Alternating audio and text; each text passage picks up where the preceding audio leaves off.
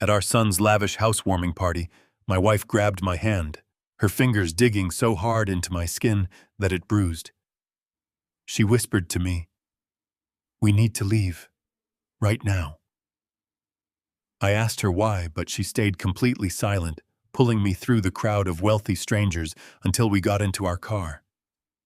Finally, she turned to me, her face pale as a ghost, and said, "You didn't actually see what was in that bathroom, did you?" What she said next left me completely frozen. Before I tell you what we found hidden in that house, please take a moment to hit the like button and subscribe to the channel. Tell me in the comments where you are watching this video from and what time it is there right now. It really helps this channel grow, and it brings a lot of joy to this old man's heart to know where my listeners are tuning in from. My name is Richard Caldwell. I am 70 years old. For 40 years, I ran a modest building materials business. I broke my back loading trucks, managing inventory, and working 60-hour weeks to provide a solid, honest life for my family. My wife Patty is 68. We have always lived simply sacrificing our own luxuries so our son Jason could have everything he needed to succeed in this world. Jason is 35 now, working as a mid-level sales manager at a corporate firm. His wife Monica is 33. She is a real estate broker with a smile that always seemed just a little too practiced, a little too perfectly rehearsed for my liking. I always tried to see the best in her for Jason's sake, but my gut always told me she was calculating. Last Saturday evening, Patty and I drove our 10-year-old Ford sedan out to an exclusive, highly gated community in a wealthy Chicago suburb. It was the night of Jason and Monica's housewarming party. When we pulled up to the property, I felt a deep nagging confusion settle in the pit of my stomach. The house was a sprawling $3.5 million modern mansion. The circular driveway was packed with luxury sports cars and imported SUVs. Waitstaff in crisp white shirts walked across the manicured lawn, carrying silver trays of champagne and expensive appetizers. I stood there looking at the towering imported stone facade and the massive glass windows, and the math in my head simply did not add up. A mid-level corporate manager and a local real estate broker do not qualify for a mortgage on a $3.5 million estate. Not legally, anyway. When we stepped inside, the sheer scale of the wealth on display was nauseating. Custom marble countertops, a massive crystal chandelier, and a climate-controlled wine cellar that probably cost more than my entire retirement fund. When I finally managed to corner Jason near the patio and asked him how on earth they could afford this, he just laughed. He patted my shoulder with a condescending smirk and said his investments had finally paid off in a big way. Monica immediately chimed in, kissing my cheek with her perfectly painted lips, telling me they were just incredibly blessed and that I should stop worrying like an old man. But my intuition, honed by 4 decades in the cutthroat construction business, screamed that something was rotting beneath this perfect glossy picture. About 2 hours into the party, the loud music and the sheer overwhelming nature of the elite crowd gave Patty a terrible migraine. She leaned over and whispered that she was going upstairs to find the master bathroom to look for some aspirin. I nodded, telling her to take her time, and went back to politely smiling at their wealthy friends who looked at my worn-off-the-rack suit with poorly hidden amusement. Time passed. 10 minutes turned into 15. I was just about to go looking for her when I saw Patty descending the grand sweeping staircase. She did not look relieved. She did not have a glass of water in her hand. Her face was entirely drained of color, making her look ghostly pale.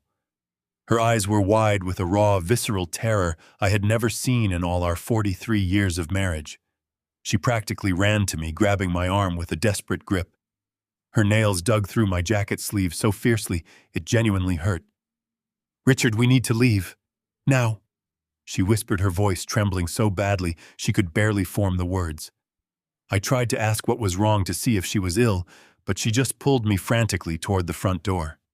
She ignored Jason and Monica, who were busy showing off their imported Italian appliances to a group of bankers.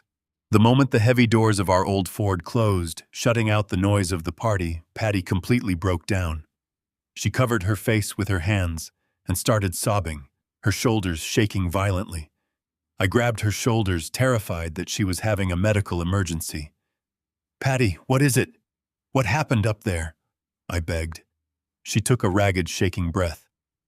"I went into Monica's master bathroom to find an aspirin," Patty cried, her voice cracking with pure fear. I opened a vanity drawer that was slightly stuck. "Richard, I did not find aspirin." She reached into her small handbag with trembling hands and pulled out 2 thick, heavy prescription pill bottles. The plastic rattled as she dropped them into my lap. I picked them up, squinting to read the labels in the dim yellow light of the street lamp. They were heavy, high-dosage antipsychotics and powerful sedatives, the exact chemical cocktails used strictly for patients suffering from severe dementia, violent cognitive decline, and extreme psychiatric instability. Drugs designed to chemically sedate a person into a compliant zombie-like state. But the type of medication was not what made my blood turn to ice. It was the names printed clearly on the pharmacy labels. One bottle had my name typed out in bold black ink: Richard Caldwell. The other bottle had Patty's name, Patricia Caldwell. They were prescribed by a doctor I had never seen, met, or even heard of in my entire life, and the date on the labels was from just 3 days ago. My hands began to shake uncontrollably. "Why do they have these?" I whispered into the silence of the car. "We do not take these medications. We are perfectly healthy."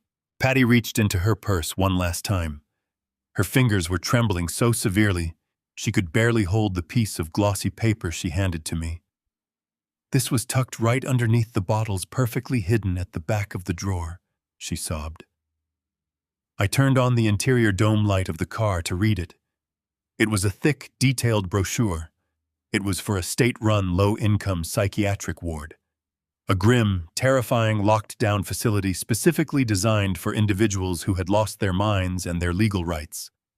A place where the state takes over when families wash their hands of the mentally incapacitated. I sat there in the dark, cold car, staring blindly at the heavy sedatives bearing our names and the glossy brochure for the psychiatric ward. The puzzle pieces violently snapped together in my mind. We were perfectly healthy, independent adults. We owned our own home, fully paid off, worth a considerable amount of money. And my own son and his calculating wife were secretly hoarding chemical restraints with our names printed on them. The lavish, noisy party continued inside that $3.5 million mansion, echoing with laughter and the clinking of expensive crystal glasses. Meanwhile, out in the freezing night, the horrifying truth crashed down upon me.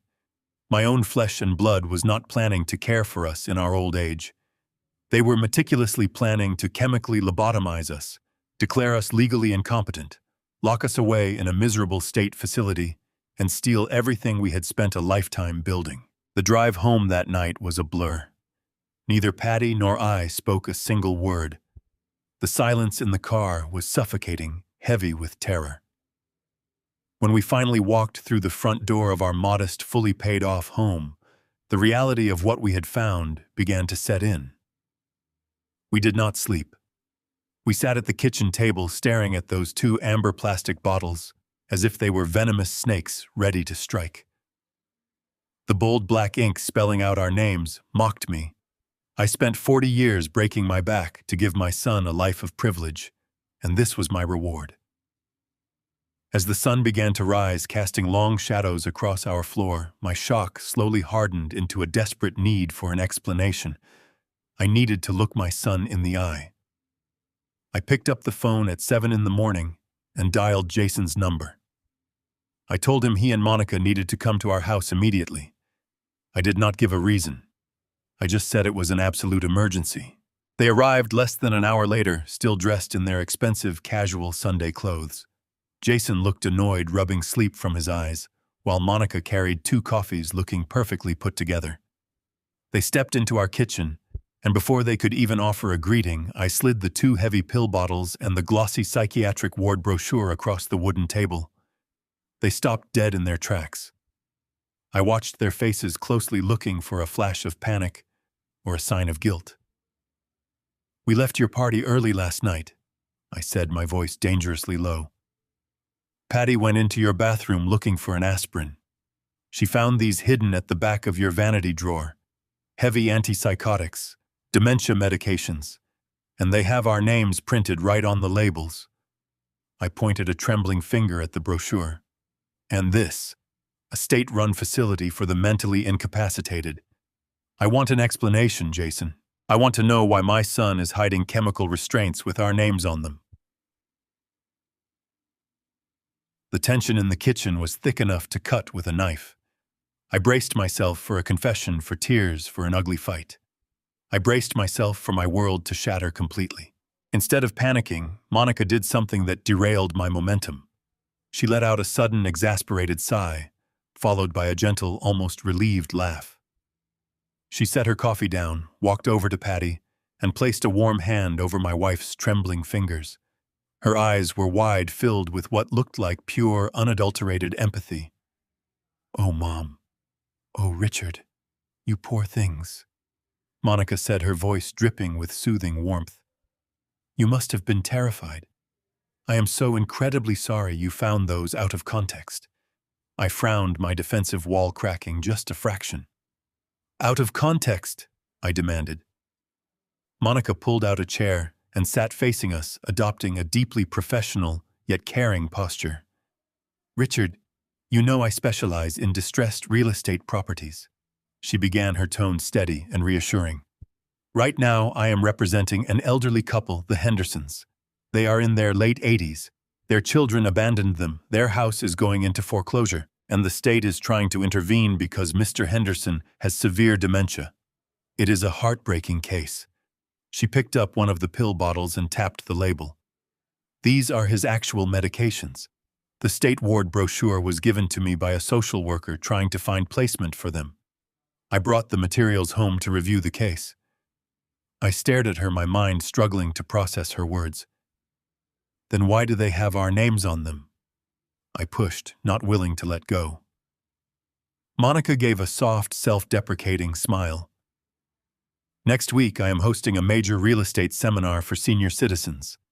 It is a workshop about protecting your assets from predatory relatives and avoiding state guardianship. I wanted to use visual props to show attendees how easily someone can take control of their lives." I peeled off the Hendersons' real names for privacy reasons and printed fake labels using familiar names. "Yours." It was just a stupid, thoughtless placeholder. I shoved them in the back of my drawer so the caterers wouldn't see them during the party. "I swear to you, it was just a terrible misunderstanding." Her explanation was incredibly detailed. It answered every single question. It possessed a terrifying logic that immediately made me feel a spark of foolishness. Then Jason stepped forward, playing his role with masterful precision. He did not look angry. He looked profoundly hurt. He looked like a son whose heart had just been broken by his own parents. "Dad," Jason said, his voice cracking with genuine-sounding emotion. "You actually thought we were plotting against you. You thought your own son was going to drug you and lock you in a state ward." He ran a hand through his hair, pacing the kitchen, as if he were overwhelmed by betrayal. "Do you have any idea why Monica and I stretched our budget to buy that massive house? Do you know why we bought a place with a fully furnished ground floor in Law Suite?" He stopped and looked directly into my eyes, his expression a perfect portrait of wounded devotion. "We bought it for you. We bought that massive house so that when you and Mom get too old to manage this place, you can move in with us. We wanted to take care of you. We wanted you to live in luxury with us." He let out a bitter laugh, shaking his head. "And instead you sneak around our bathroom and accuse us of trying to lobotomize you. That hurts, Dad. That really, really hurts." The gaslighting was executed with absolute surgical precision.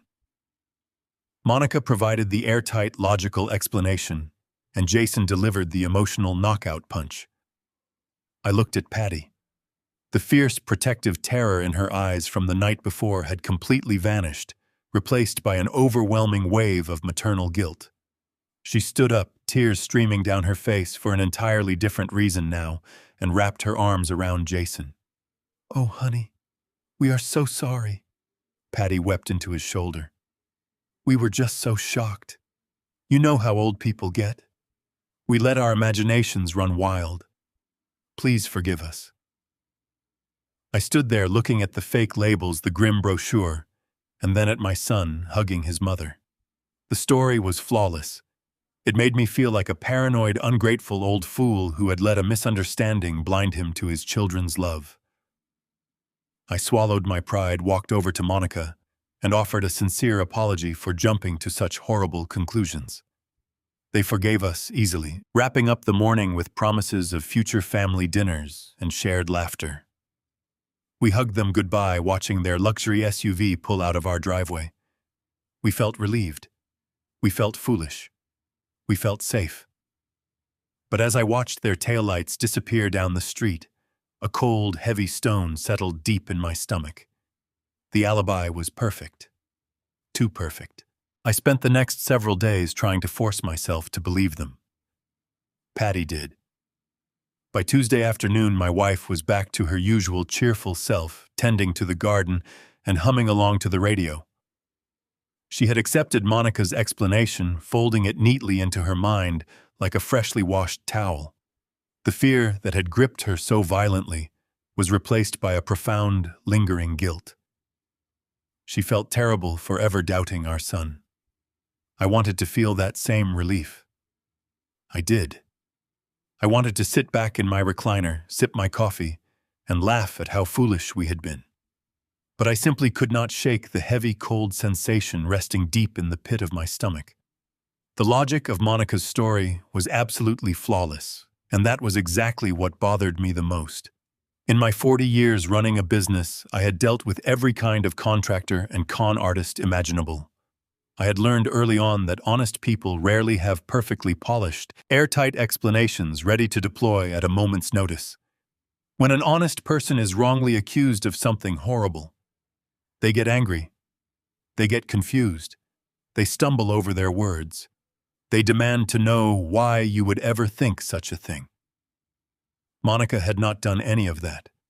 She had immediately launched into a soothing, heavily detailed narrative that neutralized every single one of our concerns. It was a practiced performance. I kept picturing the glossy brochure for the psychiatric ward. Why would a social worker hand a real estate broker a brochure for a low-income state facility when dealing with an elderly couple whose house was being foreclosed? It did not make sense. Furthermore, why print fake labels with our specific names for a seminar presentation? She could have used John Doe. She used Richard and Patricia Caldwell. The more I analyzed her words, the more the foundation of her story began to crumble. My business instincts were screaming at me. Something was rotting beneath the floorboards of my son's perfect life. I needed proof. I needed to see what happened when the script they had written was suddenly interrupted by an unscripted event. The opportunity presented itself later that same week. Jason and Monica invited us over for a casual Friday evening dinner at their new mansion. They framed it as a healing dinner, a chance to move past the awkward misunderstanding. Patty baked a cherry pie, completely overjoyed that the tension had evaporated.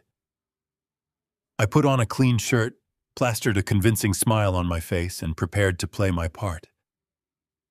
We arrived at their sprawling estate just as the sun was setting, casting a warm golden glow over the expensive landscaping.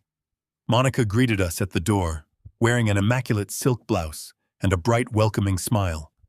Jason clapped me on the back, handing me a glass of iced tea and leading us to their massive dining room. The table was set beautifully, with fine china and polished silver. We sat down, and the conversation flowed easily. We talked about the weather, local politics, and Jason's upcoming golf tournament. I watched them both intensely, analyzing every gesture and every word. They were the picture of modern success and filial devotion. As Monica served the main course, a lavishly prepared salmon dish, I decided it was time to conduct my test. It had to be small. It had to be plausible. It had to be something an aging, slightly clumsy man might actually do. I reached for my heavy crystal water glass, making sure my grip was intentionally loose. As I lifted it toward my mouth, I let my fingers slip. The glass slipped through my hand and crashed down onto the edge of the hardwood dining table. It tipped over, spilling ice water everywhere. The cold liquid soaked the expensive linen tablecloth, splashed onto Monica's pristine white dining chair, and shattered onto the imported rug below. The sharp noise of the breaking crystal echoed loudly in the large room. Patty immediately gasped and stood up, reaching for a napkin to help clean the mess. I let out a loud, exaggerated sigh, muttering apologies and acting flustered, but I did not immediately reach for a towel. Instead, I kept my eyes entirely focused on Monica and Jason, waiting for the masks to slip. For a fraction of a second, before the polite, loving daughter-in-law facade could be reattached, Monica's true face was revealed. I saw it clearly. It was a look of pure, unadulterated disgust. Her eyes narrowed into harsh slits, and her lip curled back in a silent snarl of revulsion. She looked at me not as a father making an innocent mistake, but as a pest dirtying her immaculate world. She rolled her eyes violently. It was a micro-expression of absolute contempt lasting only a heartbeat before she smoothed her features back into a calm smile. But I had seen it. I had seen the monster hiding behind the silk blouse. She grabbed a towel, her voice dripping with fake sweetness, as she assured me it was perfectly fine. But the real blow came from my own flesh and blood. Jason did not stand up to help. He did not ask if I was okay. He just sat there, leaning back in his chair, staring at the spilled water with an expression of deep irritation. He wiped his mouth slowly and let out a heavy sigh. "Careful, Dad," Jason muttered, his voice laced with a cruel edge that sent a chill straight down my spine. "You are getting awfully clumsy lately. Maybe you really do need those brain pills after all." He chuckled softly, picking up his fork to continue eating, as if he had just made a harmless joke. Patty gave a nervous laugh, trying to keep the peace, but the words hung in the air like a toxic cloud. I froze in my seat, staring at the son I had sacrificed everything for. The man sitting across from me was a complete stranger. The loving son who used to help me in the lumberyard was gone. In his place sat a cold, calculating man who viewed his father as nothing more than an expiration date. In that singular, crystal-clear moment, every lingering doubt I had was instantly erased. The realization washed over me with a terrifying certainty. They were not planning to take care of us in our old age. They did not view us as parents to be cherished. To Jason and Monica, Patty and I were simply inconvenient obstacles standing between them and the wealth they felt they deserved. The pills in the bathroom were not props. They were a contingency plan. I bent down to pick up the shards of broken glass, keeping my face hidden so they would not see the transformation in my eyes. When I sat back up, the confused old man was entirely gone.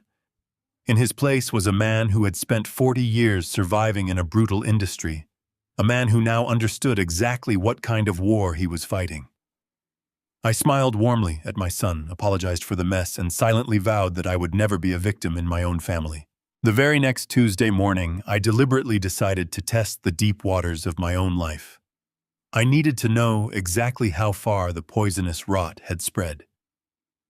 I told Patty I was heading down to the local hardware store. It was a perfectly mundane task, the exact kind of chore a retired, oblivious old man would occupy his time with. I drove my ancient Ford to the large home improvement center just on the edge of town. I walked down the brightly lit hardware aisles with a slow, deliberate pace. I finally settled on a reliable mid-range tractor mower that was priced at $1,600. It was a substantial purchase, but my checking account held over $80,000 in liquid savings, a safety net Patty and I had meticulously maintained for decades. The sales associate cheerfully wheeled the large red machine to the front register. I pulled out my premium platinum credit card, a card I had held in excellent standing for over 30 years. I swiped the plastic strip through the machine, waiting for the familiar approving beep. Instead, the screen flashed a harsh red warning: declined. The teenage cashier frowned, looking very confused, and asked me to try it again. I swiped the card a second time, pressing it firmly against the reader. Declined. "I am so sorry, sir, but it says the transaction is blocked by your financial institution," the cashier mumbled, looking embarrassed for me. A small line of customers had formed behind me, shifting impatiently. I felt a hot flush of humiliation creep up my neck. But beneath the embarrassment, a dark, freezing wave of dread began to rise. I politely apologized to the young man, told him there must be some sort of security hold due to the large amount, and asked him to hold the mower while I made one quick phone call. I walked outside into the blistering afternoon sun. I retreated to the stifling heat of my truck, rolled up the windows, and locked the doors. My hands were already shaking as I pulled out my cell phone and dialed the priority customer service number listed on the back of my card. I provided my account details and asked why a simple $1,600 transaction had been blocked. I was directly transferred to a senior branch manager named David, someone I knew quite well. "Mr. Caldwell, I apologize for the inconvenience at the hardware store today." David began, his voice carrying an uncomfortable, hesitant tone. However, the transaction was flagged and blocked automatically by our system. I gripped the steering wheel, forcing my voice to remain perfectly level. "Blocked? Why, David, I have more than enough funds to cover a lawnmower. Is there a fraud alert on my account?" There was a long, heavy, agonizing pause. "Mr. Caldwell, the funds are certainly there, but the system is enforcing the new withdrawal restrictions outlined in the power of attorney documents we received and processed 3 weeks ago. According to the legal mandate currently on file, you are legally restricted from making any individual purchases exceeding $500 without the direct countersigned authorization of your designated financial guardian." The air in the cabin of my truck suddenly felt too thin to breathe. I squeezed my eyes shut, my heart hammering violently against my ribs. "My designated financial guardian?" I asked, my voice barely above a whisper. "Yes, sir," David replied, sounding increasingly awkward. "Your son, Jason Caldwell. He submitted the notarized paperwork outlining your recent medical diagnoses and the transfer of your financial authority. If you need this purchase approved today, I can try to reach out to Jason for a verbal override followed by a digital signature." I certainly did not scream. I did not yell at David that I had never signed a power of attorney in my entire life. I did not tell him that I had no medical diagnoses, that my mind was perfectly sharp, and that my own son had just committed blatant, catastrophic financial fraud. I sat there in the sweltering heat of the truck, and I let the sheer, unadulterated reality of the betrayal wash over me. Monica's sweet, plausible lie about the psychiatric medications being props for a real estate seminar completely shattered into a million jagged pieces. The pills, the state ward brochure, and now the forged power of attorney. The coup had not just been planned, it had already begun. They were actively dismantling my life quietly, stripping away my autonomy, my money, and my freedom, while smiling in my face and eating the cherry pie my wife had baked for them. The rage that ignited inside me was not a fiery, explosive anger. It was a cold, absolute, and terrifyingly clear fury. If I raised the alarm right now, if I told David the documents were forged, the bank would freeze everything. They would launch an investigation, and Jason would instantly know that I was onto him.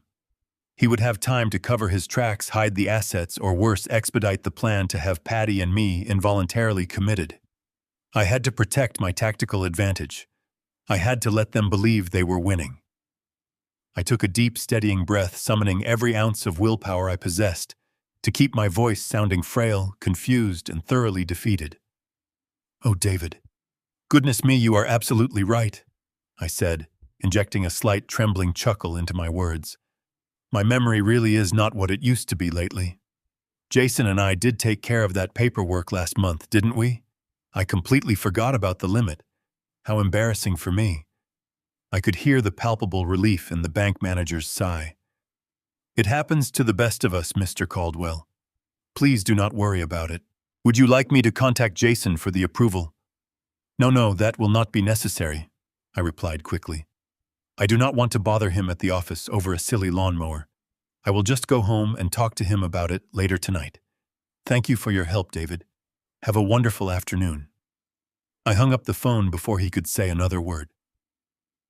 I dropped the device onto the passenger seat and stared out through the dusty windshield. My credit was locked. My savings were effectively hijacked. My signature had been forged by the boy I had taught to ride a bicycle. I started the heavy engine of my truck, the deep mechanical rumble grounding me in the present moment. I drove slowly back to my house, the neighborhood streets looking entirely different now. I was driving through a war zone. I knew that I could not trust my bank, I could not trust my lawyers, and I certainly could not trust my family. I had to operate completely in the shadows. I had to strike back with a level of ruthlessness I had never utilized in my entire life. I parked in my driveway, took one final moment to compose my features into a mask of weary retirement, and walked through my front door ready to prepare for battle.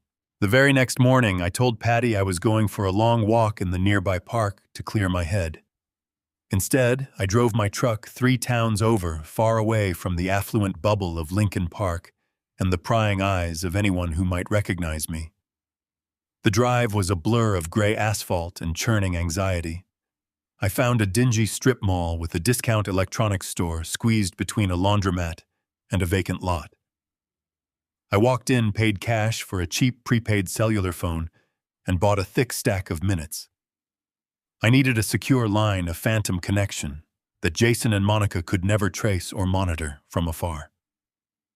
As I sat in the stifling heat of my truck, holding the cheap plastic device in my trembling hands, I thought about calling my family attorney, Robert Hastings. He had handled my business affairs, my corporate taxes, and my estate planning for over 20 years. We had shared dinners and celebrated holidays together. But then a chilling realization stopped me completely cold. Robert had drawn up the initial paperwork when I generously gifted Jason and Monica the massive down payment for their house. Jason regularly played golf with Robert's youngest son at the country club.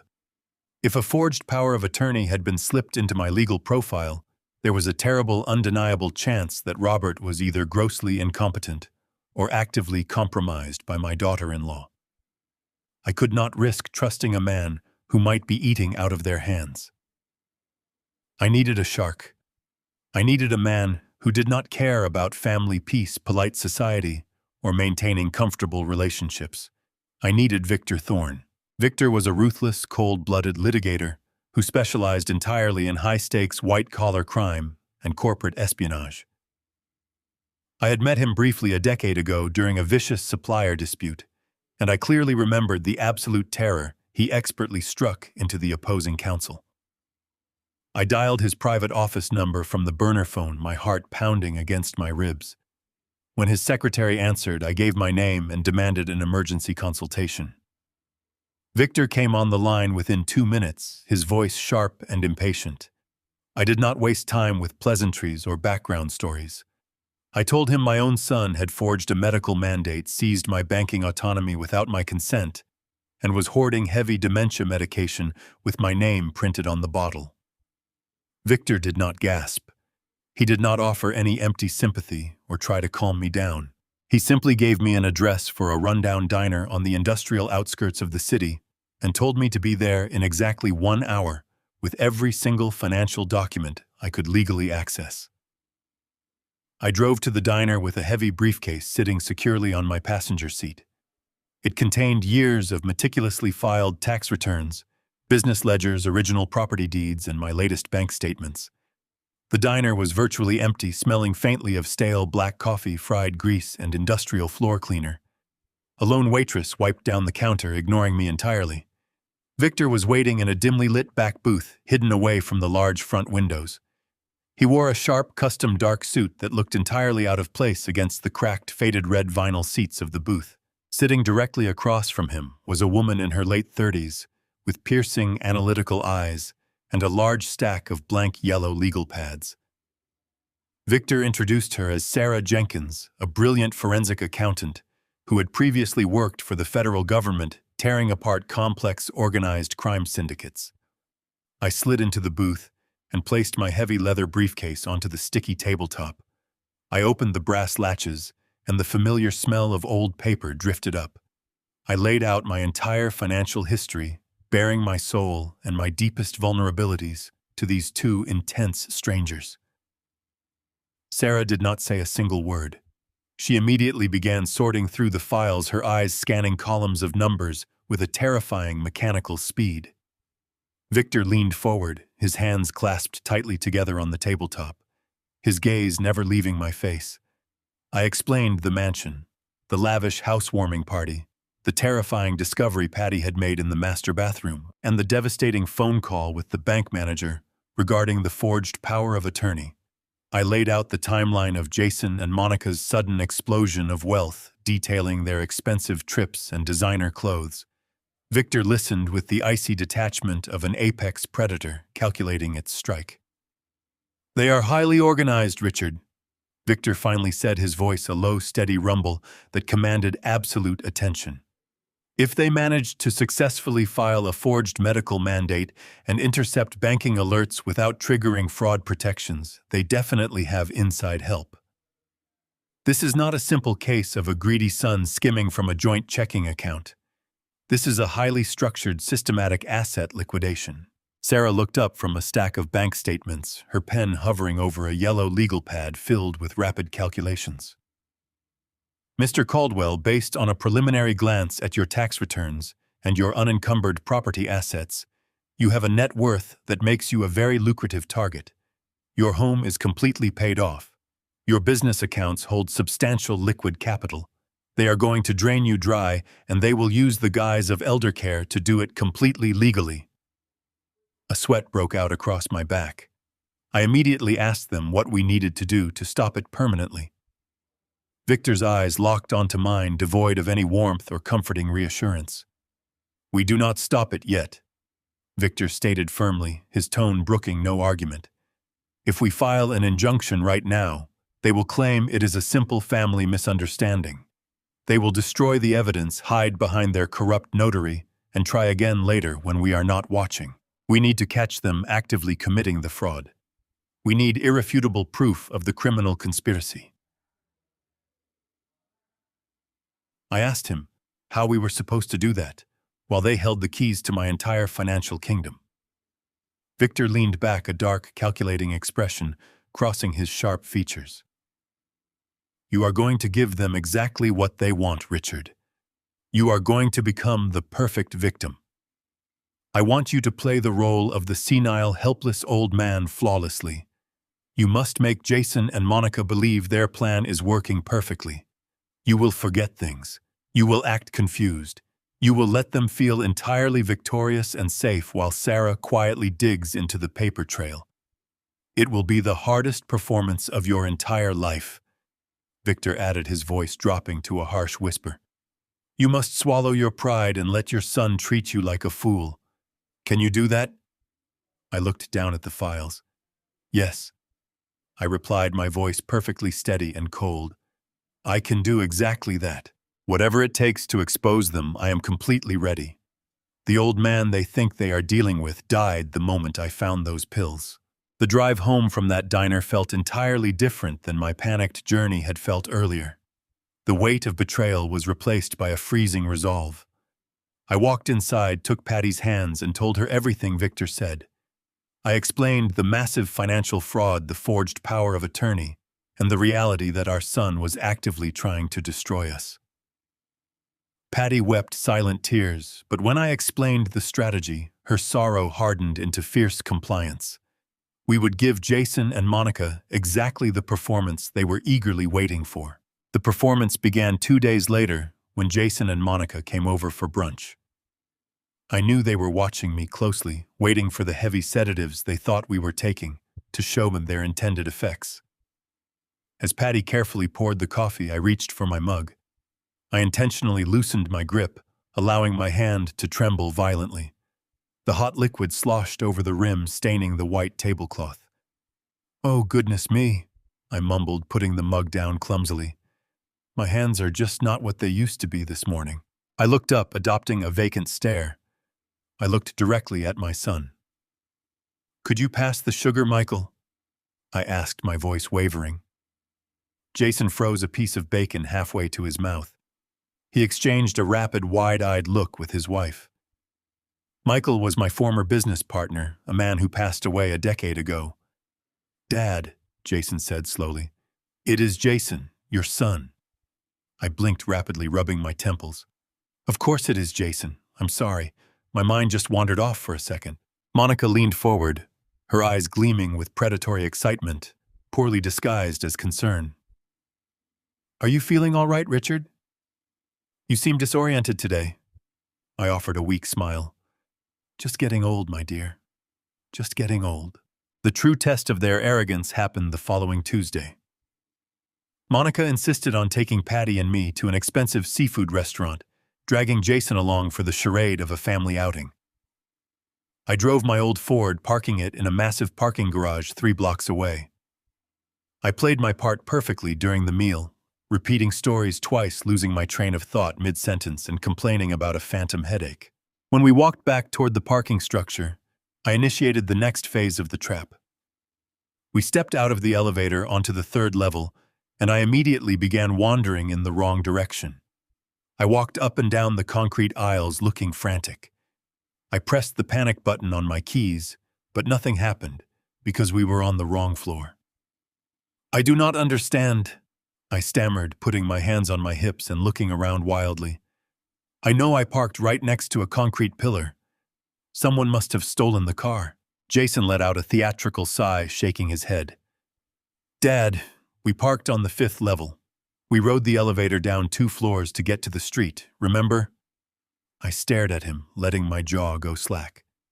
The 5th level. Are you sure? I could have sworn we parked on the 3rd? Monica stepped up to me, placing a patronizing hand on my shoulder. A smug, victorious smile spread across her flawless face. It is okay, Richard, she cooed, her voice dripping with artificial pity. Memory slips happen to everyone at your age. Jason will drive us home. We can leave your car here and pick it up tomorrow when you are feeling more lucid. I hung my head in mock defeat, handing my keys to my son. From that day forward, a dangerous arrogance took root in their minds. Because they believed I was rapidly declining, they became sloppy.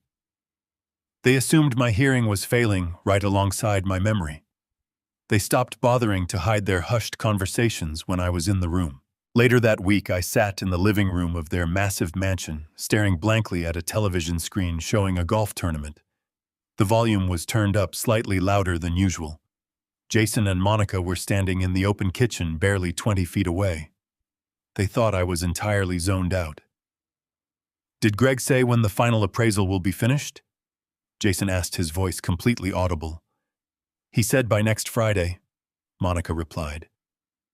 Once the appraisal clears, he can finalize the second equity line. But we need to make sure the old man does not try to check his mail. I intercepted 2 bank notices yesterday. Do not worry about it, Jason scoffed. Did you see him wandering around the parking garage? He thought Michael was sitting at the breakfast table. The guy does not even know what day it is anymore. He is not going to check his mail. Monica laughed, a cruel sound that echoed off the granite countertops. Good. The sooner we finalize the equity line, the sooner we can move forward with the medical evaluation. The state facility has an opening at the end of the month. I sat perfectly still in my armchair. I did not clench my fists. I did not turn my head.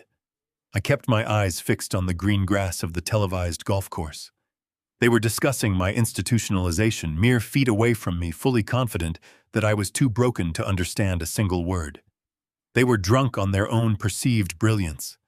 But their arrogance was exactly what Victor and I needed. They were leaving themselves completely exposed. I knew my window of opportunity was rapidly closing. I needed hard physical proof of their conspiracy before they finalized whatever sinister equity line they were planning with the corrupt banker. I needed to infiltrate their lives completely. The perfect moment was approaching. Tomorrow was Friday. Monica had bragged for weeks about an exclusive, highly publicized charity gala they were attending downtown. It was a black tie event raising money for a local arts foundation. They had rented a luxury hotel suite in the city for the night, because the gala included an after-party that would last until the early hours of the morning. They would not be returning home until Saturday afternoon. I spent Thursday evening down in my dark basement workshop. I did not turn on the main overhead lights. I worked by the focused beam of a small desk lamp. I pulled out my old leather tool bag, the one I had used during my decades as a building contractor. I carefully packed a set of precision screwdrivers, a high-powered tactical flashlight, and a pair of dark surgical gloves. Beside the tools, I placed 3 tiny matte black devices that Victor had acquired through his former federal contacts. They were military-grade motion-activated audio transmitters, each no larger than a standard postage stamp. They ran on lithium batteries that would last for weeks, and they recorded with terrifying clarity. I zipped the heavy leather bag shut, the metallic sound echoing in the silent basement. I was no longer a confused old man losing his mind. I was a man preparing to tear his son's empire straight down to the studs. Friday night arrived with a heavy, overcast sky. The air was thick and humid, threatening rain that never seemed to break. I parked my truck 2 streets over from Jason and Monica's sprawling estate, choosing a dark, tree-lined cul-de-sac where my battered vehicle would blend into the shadows. I walked the remaining distance on foot.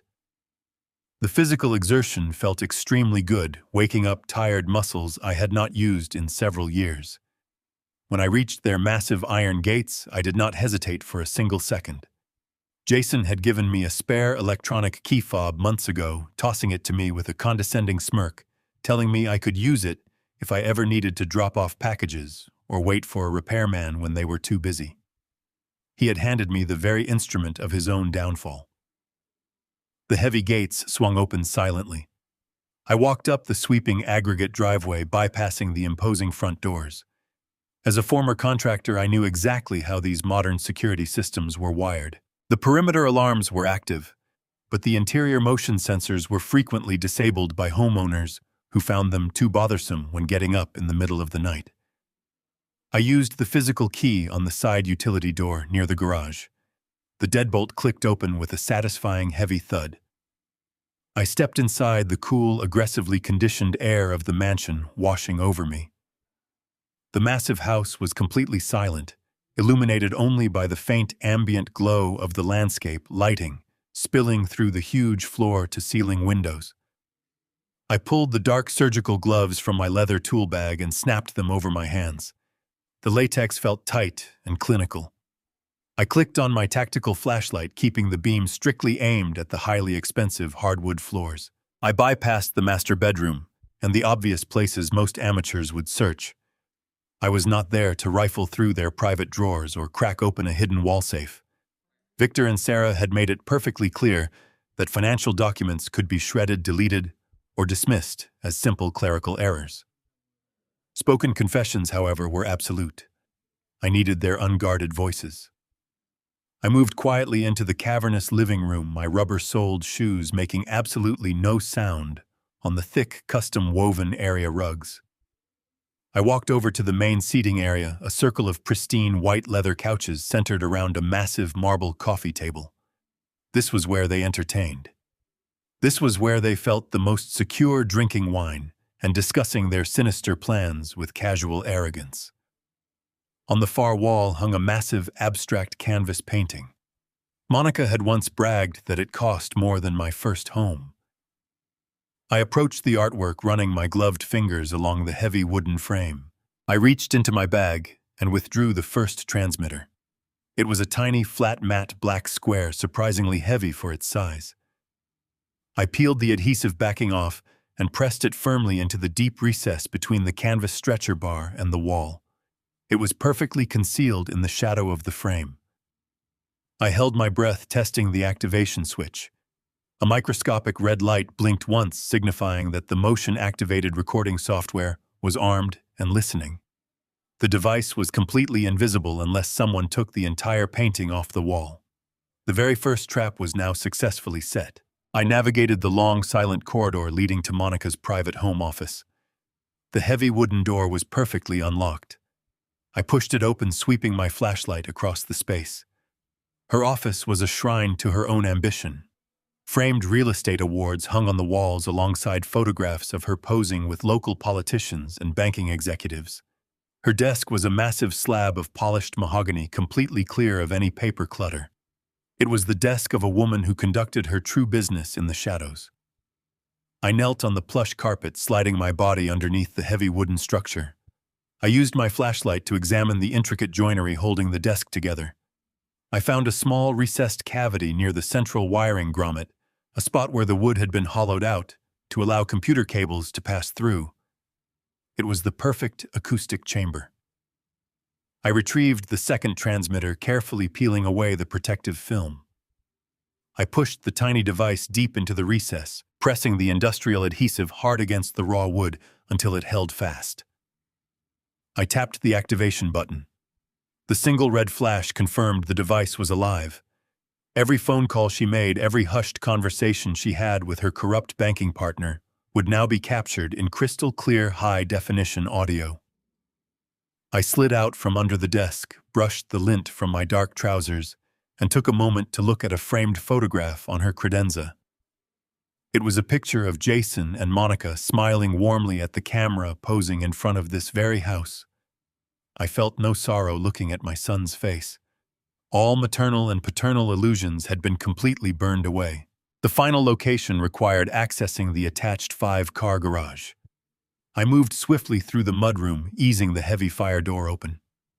The spacious garage smelled intensely of expensive automotive wax, warm rubber, and engine oil. Jason's luxury SUV was parked directly in the center bay, gleaming in the dark. It was the vehicle they used for long drives, private meetings, and running errands. A car is a private sanctuary, a moving confessional, where people let their guard down entirely. The vehicle doors were unlocked, a clear testament to their overwhelming, careless arrogance. I opened the passenger side door, wincing slightly, as the bright interior dome lights flared to brilliant life. I worked quickly, desperately, needing to beat the automatic shut-off timer. I reached far underneath the passenger seat, my fingers navigating the complex tracks, motors, and thick wiring harnesses that controlled the heated leather upholstery. I finally found a flat, metal crossbar, perfectly positioned near the center console. I attached the third and final transmitter directly to the cold steel, securing it tightly with a piece of dark electrical tape for added measure. I pressed the tiny button. The red light blinked brightly in the dark cavity beneath the seat. I gently closed the heavy car door, watching the interior lights slowly fade to pitch black. The silence returned, thick and absolute. I gathered my tools, placed them meticulously back into my weathered leather bag, and securely zipped it closed. I retraced my careful steps through the massive house, thoroughly wiping down every single door handle I had touched, even though I was wearing thick surgical gloves. I stepped back out into the humid night air, pulling the heavy utility door shut until the brass deadbolt locked with a firm, satisfying click. I walked down the long aggregate driveway and completely disappeared into the deep shadows of the quiet street, leaving exactly like a ghost. I had successfully planted the hidden seeds of their absolute destruction. Now all I had to do was patiently wait for the bitter harvest to finally begin. The agonizing wait lasted exactly 4 days. During that time, I continued to play my humiliating role to absolute perfection. I intentionally misplaced my reading glasses, asked Patty the same questions repeatedly, while Jason visited, and walked with a slow shuffle conveying total physical and mental decline. My son watched me with a barely concealed smirk, fully believing his father was rapidly fading into the fog of dementia. But beneath that fragile exterior, my mind raced with razor-sharp clarity. Every evening I sat in the dark basement, listening to the audio streams feeding into my encrypted laptop. The transmitters worked flawlessly. I heard Monica arguing with a caterer. I heard Jason singing in his luxury vehicle. But I had not yet heard the definitive proof of their conspiracy. That changed on a rainy Tuesday morning. I was sitting on the back porch pretending to doze when the cheap burner phone vibrated violently inside my jacket pocket. I waited until Patty went into the kitchen before answering. It was Sarah Jenkins. Her voice was devoid of its usual measured calm. She sounded breathless, intense, and urgently severe. She told me to get to Victor Thorne's office immediately. She had finally unraveled the paper trail, and the reality was far worse than any of us had initially calculated. I told Patty I was going to the pharmacy, climbed into my truck, and drove through the driving rain toward the city. Victor Thorne's office was located on the 42nd floor of a gleaming glass skyscraper. It was a fortress of polished marble, dark mahogany, and silent, intimidating wealth. A receptionist immediately escorted me into a massive conference room overlooking the gray skyline. Victor stood by the window, hands clasped behind his back, projecting an aura of cold, calculating power. Sarah was seated at the long table, entirely surrounded by towering stacks of financial documents, bank ledgers, and highlighted spreadsheets. She looked exhausted, her eyes rimmed with dark circles, but she also looked deeply victorious. I took a seat, the leather chair creaking softly in the quiet room. Victor turned around, his expression grim and unrelenting. He simply nodded to Sarah. She opened a thick red folder and pushed it across the polished wood toward me. I looked down at the top document. It was a dense, highly complex mortgage agreement filled with legal jargon and banking codes. I did not understand most of it, but I instantly recognized the address printed at the top of the page. It was Jason and Monica's sprawling estate. I spent the last 96 hours tracking every single cent moving through your son's accounts over the past 14 months. Sarah began, her tone steady and clinical. You told us Jason claimed he purchased that mansion using a massive corporate bonus heavily supplemented by Monica's phenomenal year in luxury real estate commissions. That was a complete fabrication. Jason never received a bonus. Monica has not sold a single piece of property in over 2 years. I stared at her, my mind struggling to process the magnitude of the lie. Then how did they buy a $3 million house? I asked, my voice barely a whisper. Sarah leaned forward, tapping a manicured finger directly onto the mortgage document. They did not buy it, Richard. You did. The words hit me like a physical blow to the chest. I stared at the paper, reading the fine print until my eyes began to burn. Sarah continued explaining the brutal mechanics of their betrayal. Monica had not acted alone. She colluded directly with a corrupt senior loan officer at my primary banking institution, a man who intentionally bypassed standard security protocols and identity verification measures. Working together, they successfully pushed through the forged power of attorney. But they did not just use that mandate to limit your spending and access your liquid savings. They used it to weaponize your entire financial legacy. Victor walked over and stood beside Sarah, his dark eyes locking onto mine. You spent 40 years building a pristine, untouchable credit history, Richard. You own your home completely free and clear without a single cent of debt attached to the deed.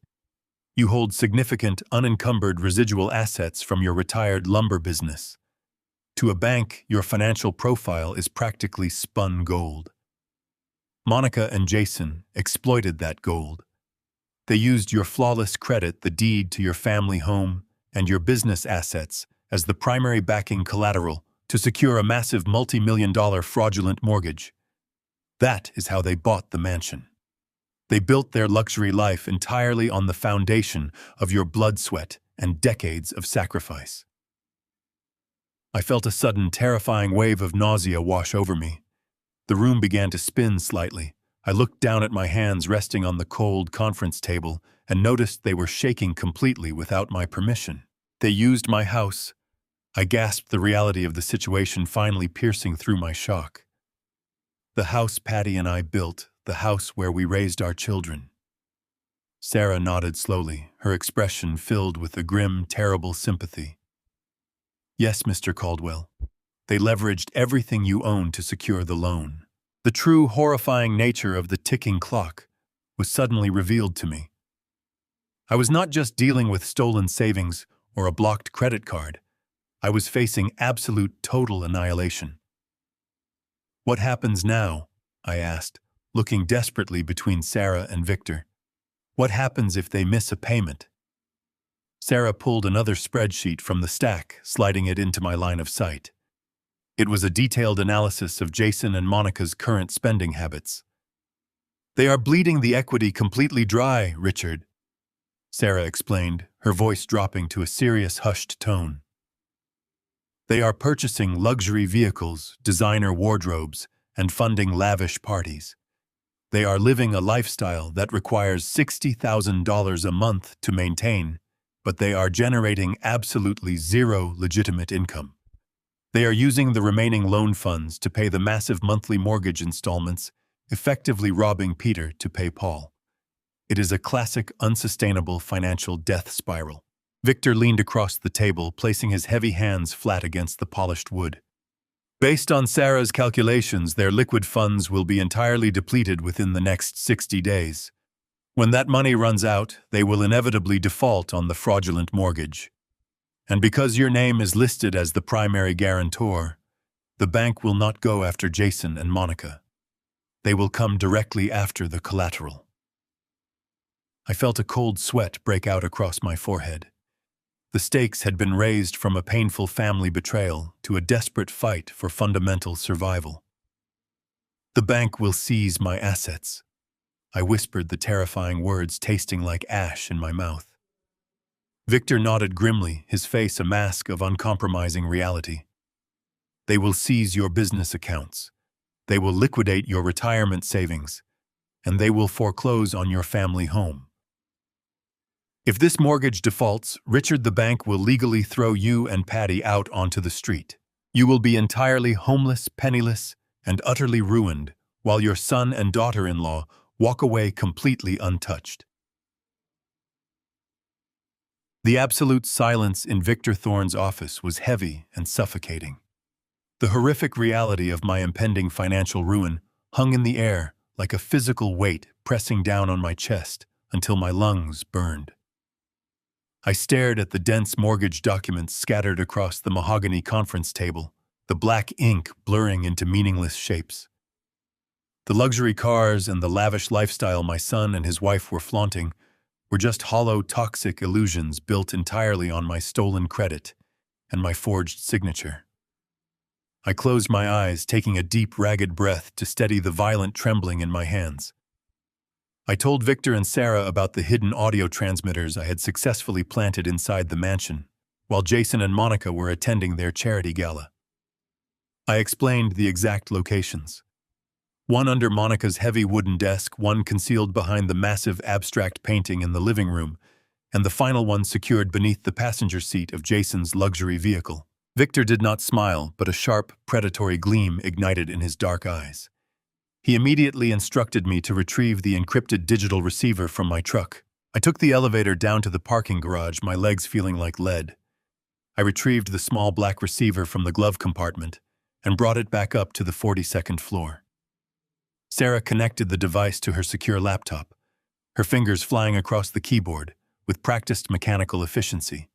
She quickly isolated the audio files, organizing them by the specific transmitter locations and the timestamps triggered by motion activation. We focused entirely on the transmitter secured beneath the desk in Monica's home office. Sarah clicked a button, and the crisp, high-definition audio filled the silent conference room. First, there was the sound of a heavy wooden door closing, followed by the muffled rhythm of high heels pacing across a plush carpet. Then a sharp, familiar voice broke the silence. It was Monica. Her tone was completely devoid of the sweet, accommodating warmth she always used when speaking to Patty and me. Instead, she sounded cold, authoritative, and utterly ruthless. We heard the sound of a phone dialing on a speakerphone system, followed by the electronic trill of a ringing line. A man answered after the second ring. His voice was slick and overly confident. Monica greeted him as Greg, instantly confirming the identity of the corrupt bank executive Sarah had pinpointed during her forensic audit. I sat motionless, my hands gripping the edge of the conference table so tightly my knuckles turned white. Monica did not waste time with polite conversation. She demanded a status update on the second equity line they were attempting to extract from my stolen assets. Greg chuckled, a wet, greasy sound that made my skin crawl. He assured her that the paperwork was moving smoothly through his private, unmonitored channels at the bank. He boasted about bypassing the standard underwriting review board, guaranteeing that the massive withdrawal would be approved and fully funded by the end of the week. Then the conversation shifted to the initial fraud, the foundational lie that had granted them the keys to my kingdom. Monica laughed, a sharp, cruel sound that echoed through the computer speakers. She openly mocked the complex legal process of transferring financial authority. I still cannot believe how ridiculously easy it was to push that mandate through your system, Monica said, her voice dripping with sheer arrogance. I thought your compliance department would at least attempt to call the old dinosaur to verify his signature. Greg laughed alongside her, matching her cruel amusement. Compliance only checks what the system flags, Monica, Greg replied smoothly. When you brought me that power of attorney with the state medical diagnoses already attached, the system automatically categorized it as an emergency family intervention. As long as the notary stamp looks legitimate, the automated software rubber stamps the transfer of authority. Monica let out another sharp, triumphant laugh. That notary stamp was a work of absolute art, she bragged confidently. Jason bought a custom embosser online for $40. He practiced stamping Richard's forged signature on blank printer paper for 3 hours until he got the pressure exactly right. The old dinosaur has absolutely no idea. He was wandering around a parking garage yesterday looking for a car he did not even drive. His brain is turning into absolute mush, and he is too proud to admit it. Hearing her dismiss my mind, my dignity, and my entire life's work with such casual, venomous disdain sent a shockwave of pure ice through my veins. But the recording did not end there. The depths of Monica's criminal ambition were slowly laid bare, exposing a horrifying truth that went far beyond mere greed. She was not just an opportunistic daughter-in-law looking for a quick payout. She was an active, calculating predator. She began discussing her future plans with Greg, outlining a terrifying roadmap for the money they were currently stealing from my family home. She was not planning to pay the mortgage. She had absolutely no intention of maintaining the lavish mansion long-term. Once this final equity line clears, we are completely done with this property, Monica stated coldly over the speakerphone. We have already siphoned out maximum value. I have an offshore account structured under a shell corporation in the Cayman Islands ready to receive the transfer. We will let the bank foreclose on the mansion. They will go after Richard's remaining business assets to cover the massive deficit. By the time the dust settles and the foreclosure hits the courts, Jason and I will be living comfortably overseas. We will just tell our social circle that Richard's tragic mental decline forced us to liquidate everything to cover his expensive full-time psychiatric care. The audio file ended with a sharp click, leaving the conference room suffocating under a heavy, stunned silence. I looked at Victor. His jaw was clenched tightly, his dark eyes burning with a dangerous professional fury. Sarah was furiously typing notes into her laptop, meticulously documenting every single admission of guilt we had just witnessed. I sat in my chair feeling a profound, terrifying clarity wash over me. I was no longer dealing with a misguided son who had simply made a terrible financial mistake. I was dealing with a highly sophisticated, completely remorseless criminal operation, designed specifically to annihilate my wife and me.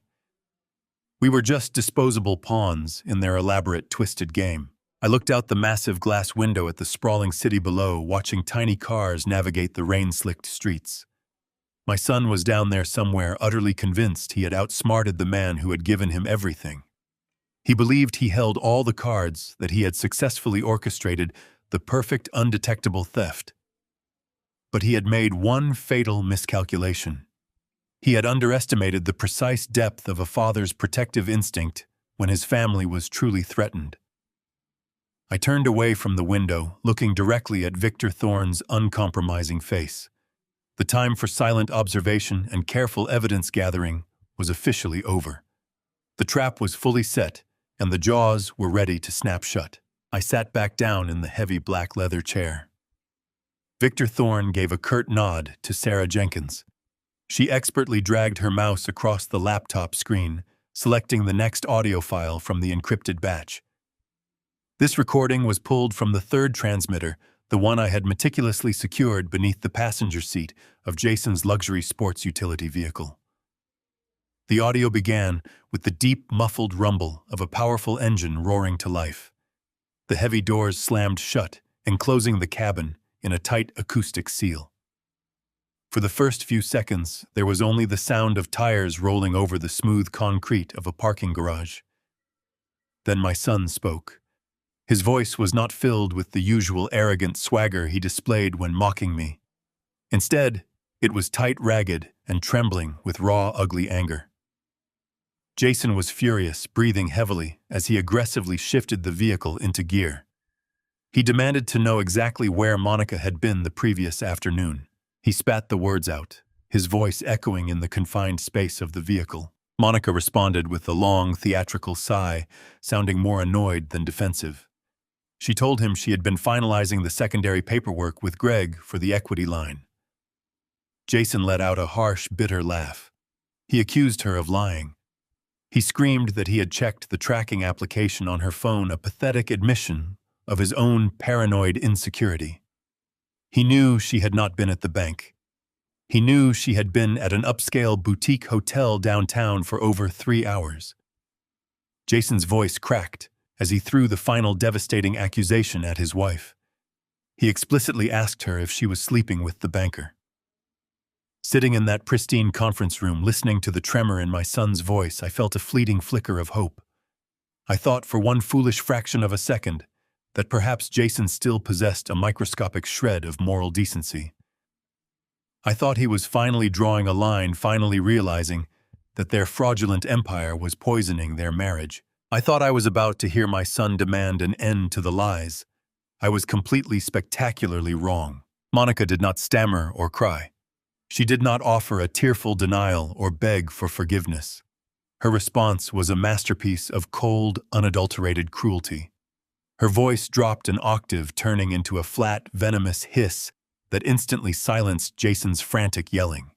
She explicitly confirmed the affair without a single ounce of shame. She told him to lower his voice and keep his eyes on the road. Then she systematically dissected his remaining pride.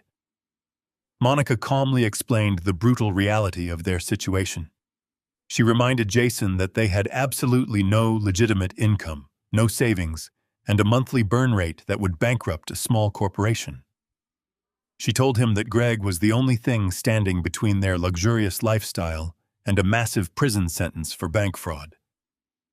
She laid out the mechanics of the scam with chilling clarity. Greg was taking a massive professional risk by continually bypassing the bank's automated security algorithms to keep their fraudulent mortgage afloat. He was personally authorizing the equity transfers. Monica's voice grew harder, cutting through the ambient noise of the highway. She told Jason that men like Greg did not risk their lucrative banking careers out of the goodness of their hearts.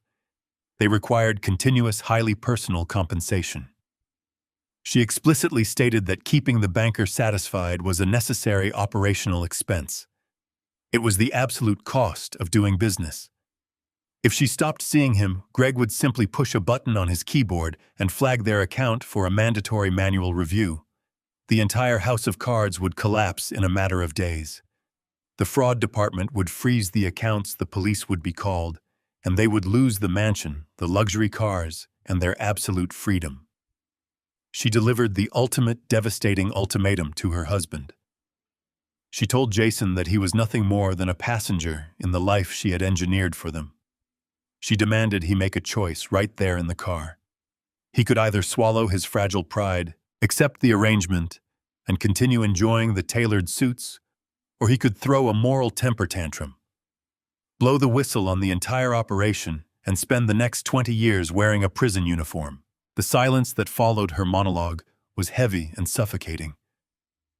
I waited, holding my breath desperately, hoping to hear my son fight back. I wanted to hear him slam on the brakes, order her out of the vehicle, and declare that he would rather live in a cardboard box than share a bed with a woman who sold herself to fund a stolen life. I wanted him to show a spine, a spark of the integrity I had spent 2 decades trying to instill in him. But the explosion never came. Instead, the microphone captured the pathetic sound of a man completely breaking. Jason let out a long, shaky exhale. When he finally spoke, his voice was small, weak, and entirely defeated. He did not yell. He simply asked if she was at least being discreet. He asked if anyone at the country club knew. Monica offered a soft, condescending hum of approval, praising him like a trained dog that had successfully learned to heel. She assured him that she was incredibly careful and their social reputation was secure. The conversation ended with Jason muttering a quiet apology, actually apologizing to the woman actively betraying him. The audio feed faded back into the steady drone of the engine. Sarah paused the recording, pulling the headphones down around her neck. The conference room was enveloped in a stunned, heavy silence. Victor Thorne leaned back against the window, crossing his arms over his chest. I sat frozen in the leather chair, staring blankly at the dark screen of the laptop. The financial betrayal, the forged documents, the plot to steal my home and lock me in a psychiatric ward had ignited a fiery rage inside me. But this tape, this pathetic, cowardly capitulation, elicited a completely different emotion. It produced a deep, visceral sickness in the pit of my stomach. I was physically repulsed by the man my son had chosen to become. Jason had willingly traded his own dignity, his self-respect, and his marriage for the appearance of wealth. He was allowing another man to sleep with his wife simply to maintain a fraudulent mortgage on a house he did not even truly own. He was a hollow, empty shell of a human being. The profound sadness I felt was eclipsed by a wave of absolute disgust. I realized then that any lingering fragment of paternal affection I held for Jason was completely dead and gone. I looked up at Victor and Sarah, my hands resting flat and steady on the table. There was no more hesitation. There was no more sorrow. There was only the cold mechanical necessity of executing the trap and tearing their stolen world to the ground. I told Victor to prepare the final injunctions. We were going to war. I told Victor to prepare the final injunctions. We were going to war. But Victor held up a single commanding hand, his dark eyes fixed on the glowing screen of the laptop. He told me that we could not launch our counteroffensive until we had gathered every conceivable piece of ammunition. There was still one final audio file left to review. It was the recording retrieved from the tiny transmitter I had carefully hidden behind the massive abstract canvas in their living room. Sarah clicked the mouse, and the sharp acoustics of their cavernous entertaining space filled the quiet conference room. I could hear the clinking of crystal wine glasses and the soft crackling hum of their modern gas fireplace. They sounded entirely relaxed, triumphant, and completely unbothered by the sheer magnitude of their crimes. The luxury and comfort of their environment provided a sickening contrast to the vile words they were speaking. Jason let out a long, contented sigh, praising the vintage of the wine. Monica hummed in agreement, her voice smooth and thoroughly intoxicated by her own perceived brilliance. They began to outline the final concluding chapter of their horrific plot, a sequence of events so deeply evil that it made the financial fraud pale in comparison. Monica initiated the conversation by confirming the social calendar for the upcoming weekend. She noted that they had officially invited Patty and me over for a casual Saturday afternoon barbecue to celebrate the changing weather. She spoke with a terrifying clinical precision devoid of any human empathy. She told Jason that the weather forecast predicted rain, which meant they would serve the meal indoors. This detail was not a passing observation. It was a crucial component of their tactical strategy. Monica explicitly instructed Jason to make sure Patty brought her famous roasted tomato soup. She explained that the thick, deeply seasoned broth was the perfect medium to mask the bitter chemical taste of the heavy psychiatric sedatives. They would poison us during a seemingly innocent family gathering, turning a meal prepared with love into a devastating biological weapon. My blood ran completely cold as I listened to my daughter-in-law detail the exact method she would use to chemically lobotomize my wife and me. She told Jason she had already crushed 10 of the powerful pills into a fine white powder using a mortar and pestle. She calculated the dosage aloud, laughing softly, as she noted that 5 crushed pills per bowl would be more than enough to induce catastrophic neurological disorientation, severe physical tremors, and intense, terrifying hallucinations within 30 minutes of consumption. Jason did not object. He did not question the morality of poisoning his own parents. He merely asked if she was absolutely certain The dosage would not be lethal cowardly, clarifying that he did not want to deal with a homicide investigation. Monica scoffed at his pathetic hesitation. She assured him the medication was designed for heavy sedation, not termination. It would merely shatter our cognitive functions, turning us into slurring, terrified, uncontrollable burdens in front of an audience of their choosing. The audio continued mapping out the grim sequence of events that would follow the poisoning. Once the heavy sedatives took full effect, Jason and Monica would execute a highly choreographed performance. They would wait until Patty and I were completely incoherent, thrashing and hallucinating in their pristine living room. Then Jason would pull out his smartphone and begin recording the horrific scene. He would capture our drug-induced collapse on video, narrating the footage with fake tearful panic, documenting our supposed violent descent into advanced dementia. Meanwhile, Monica would call emergency services, screaming into the phone that her elderly in-laws had suddenly lost their minds and were acting aggressively. When the paramedics and the police arrived, they would find a terrifying scene. They would find two elderly people completely out of their minds, unable to speak coherently or advocate for themselves. Our voices would be completely silenced by the chemical straitjacket they had forcibly administered. Jason would immediately present the emergency responders with the forged power of attorney and the fabricated medical mandates declaring our profound cognitive decline. He would show them the video evidence of our violent episode on his phone. Monica explained to Jason that the authorities would have no choice but to act on the legally binding documents and the visual proof.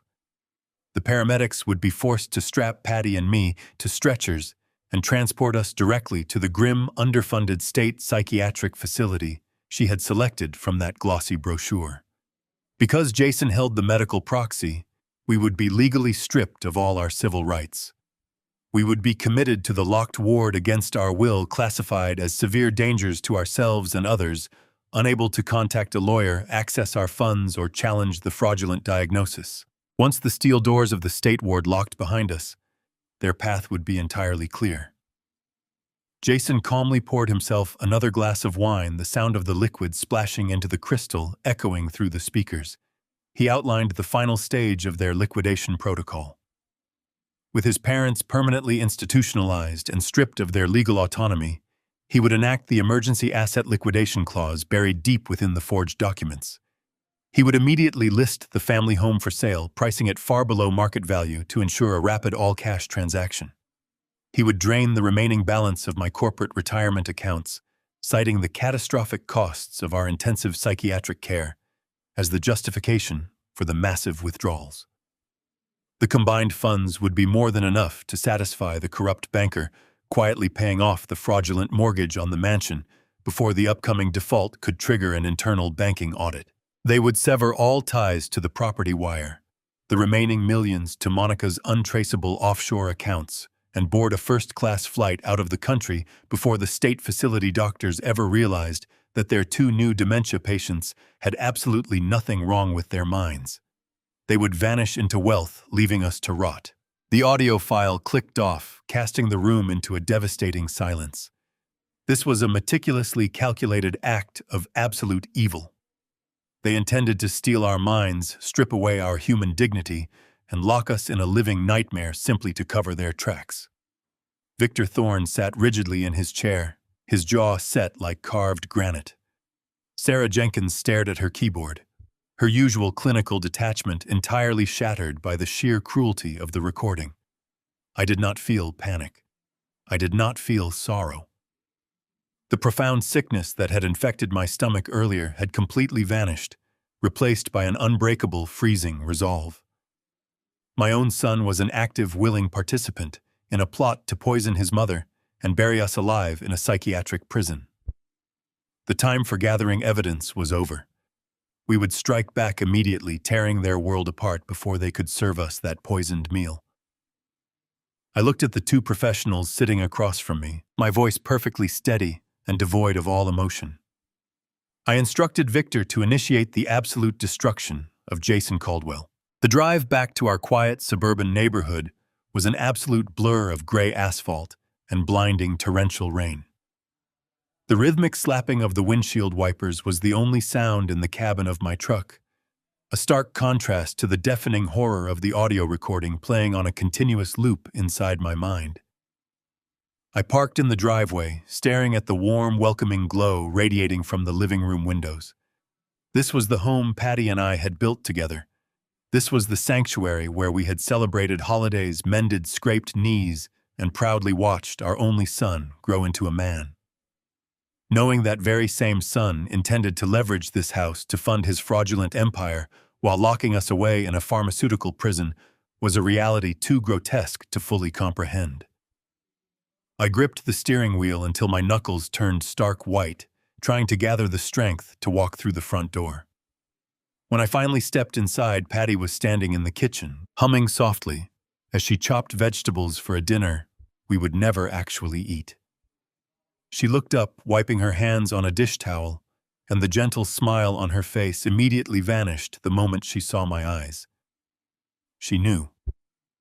She did not ask how the meeting with Victor went. She simply walked across the room, wrapped her arms around my shoulders, and held me tightly. For the first time since this nightmare began, the iron walls of my composure completely shattered. I broke down, burying my face in her shoulder, my chest heaving with heavy, violent sobs. I wept for the boy we had raised, mourning a son who was essentially dead to us now. I wept for the sheer, terrifying cruelty of their plan. I told her everything in a broken whisper. I explained how Monica planned to use her famous roasted tomato soup as a vessel for the heavy sedatives. I detailed the horrific endgame, the orchestrated emergency call, the forced institutionalization, and the rapid liquidation of our entire life. Patty listened in absolute silence, her body trembling slightly against mine. The betrayal was absolute. A dagger plunged directly into the deepest, most vulnerable part of our hearts, by the very people we were supposed to trust above all others. It was a profound, agonizing grief, a mourning process for a child still walking the earth. We stood there in the pristine kitchen for a long time, holding each other as the relentless storm battered against the glass window panes. But as the tears finally stopped falling, a profound shift occurred deep within the marrow of my bones. The suffocating weight of sorrow and parental failure was entirely burned away.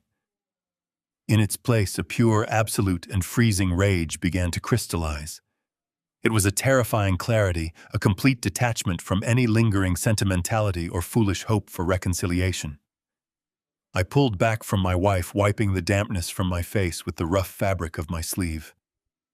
I looked into Patty's eyes and saw the exact same transformation mirroring my own. The gentle, accommodating mother was gone, replaced by a fiercely protective woman to defend her home and her life. We were absolutely done playing the role of helpless victims. We were done making excuses for a man who viewed our existence as an inconvenient obstacle to his wealth. Jason had crossed a line that fundamentally erased his status as our family. He had declared war, completely underestimating the adversaries he had chosen to target. I promised Patty that they would never lay a single finger on her, and they would never take a dime of the legacy we had meticulously built over 4 decades of hard work. I walked over to the hallway closet, grabbed my heavy winter coat, and told her to lock the doors. I had one more meeting to attend before the sun finally went down. I drove directly back into the heart of the city, navigating the dense evening traffic with a single-minded focus. Victor Thorne remained at his office, anticipating my return. When I confidently walked into his executive suite, Sarah Jenkins was no longer sitting alone. Sitting across from her was a broad-shouldered man in a sharp suit, possessing a hardened demeanor that instantly commanded the room. Victor introduced him as Special Agent Thomas Vance, a decorated operative within the FBI, who specialized exclusively in massive corporate fraud and white-collar conspiracy. I took my seat at the table, feeling the immense gravity of the situation. We were no longer planning a civil lawsuit or a quiet family confrontation. We were actively assembling the architecture of a federal takedown. Agent Vance did not offer any meaningless pleasantries. He pulled out a thick file containing the preliminary analysis Sarah compiled, regarding the fraudulent mortgage, the forged power of attorney, and the offshore shell accounts. He explained the devastating legal reality Jason and Monica were facing. The sheer scale of the bank fraud, combined with the premeditated conspiracy to commit elder abuse and forced institutionalization, escalated their actions to a severe federal crime. He told me his division had already begun quietly monitoring the corrupt bank executive, tracking his unauthorized digital overrides and frequent meetings with my daughter-in-law. The entire criminal syndicate was under active federal surveillance, completely oblivious to the net tightening around them. Victor outlined our operational strategy for the upcoming weekend. The highly anticipated Saturday afternoon barbecue would absolutely not be canceled. We were going to let them walk directly into their own carefully laid trap. We would allow them to confidently believe their sinister plan was executing flawlessly. They wanted to spike the warm soup. They wanted to record a medical episode. They wanted to call the authorities to have us permanently committed. Victor told me to let them make every move they planned. However, the emergency responders arriving at the mansion would not be local paramedics easily fooled by a forged document. Agent Vance confirmed a tactical federal team would be stationed completely out of sight, just beyond the perimeter of the estate. The exact moment Monica presented the fraudulent paperwork to the authorities, the trap would spring shut. It was the crucial legal threshold required to charge them with active conspiracy and attempted kidnapping. We spent the next 3 hours reviewing the plan, ensuring Patty and I would remain completely safe during the sting operation. I was given specific instructions on how to switch the contaminated bowls of soup and position myself perfectly for the hidden cameras Vance would install. As I left the skyscraper late that night, the rain had completely stopped. I felt a grim sense of anticipation radiating through my chest. My son had spent months constructing an elaborate stage for our ultimate destruction. Completely unaware, he handed me the script. The upcoming barbecue was not going to be the quiet, tragic end he carefully orchestrated. It was finally going to be an absolute bloodbath, and I was completely prepared to watch his stolen empire burn directly to the ground. Friday morning arrived with a deceptive brilliance. The heavy rain from the previous days had finally cleared, leaving behind a crisp, cloudless sky that felt entirely at odds with the dark reality looming over our family. I sat at our small kitchen table staring at the cheap burner phone resting on the worn wooden surface. It was time to play my part. I took a deep breath, consciously slowing my heart rate, and dialed Jason's private number. I let the phone ring 3 times before he answered. I immediately slipped into the humiliating persona I had perfected over the past week. I made my voice sound thin, reedy, and slightly confused. I asked him if we were still expected for the barbecue on Saturday, pretending I had forgotten the details we had supposedly discussed prior. Jason's response made my stomach churn with absolute disgust. He sounded exceptionally warm, dripping with a sickeningly sweet layer of false affection. He assured me that everything was perfectly set for tomorrow afternoon. He spoke to me as if I were a fragile, forgetful child, gently reminding me to ensure Patty brought her famous roasted tomato soup. He claimed Monica had been craving it all week, and it would be the perfect addition to their lavish spread. I gripped the edge of the kitchen table tightly, forcing a weak, wavering chuckle into the receiver. I promised him we would not forget the soup. I told him we were looking forward to spending quality time together. He told me he loved me and hung up the phone. I placed the device back on the table, feeling a cold shiver run down my spine. My own son was eagerly setting the table for my destruction, cloaking his lethal intentions in the comforting guise of filial piety. An hour later, I drove to Victor Thorne's office for our final operational briefing. The atmosphere in the conference room was entirely clinical, stripped of any emotional pretense. Special Agent Thomas Vance stood at the head of the long mahogany table, projecting an air of absolute uncompromising authority.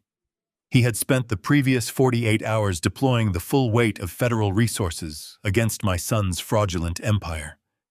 The results were staggering.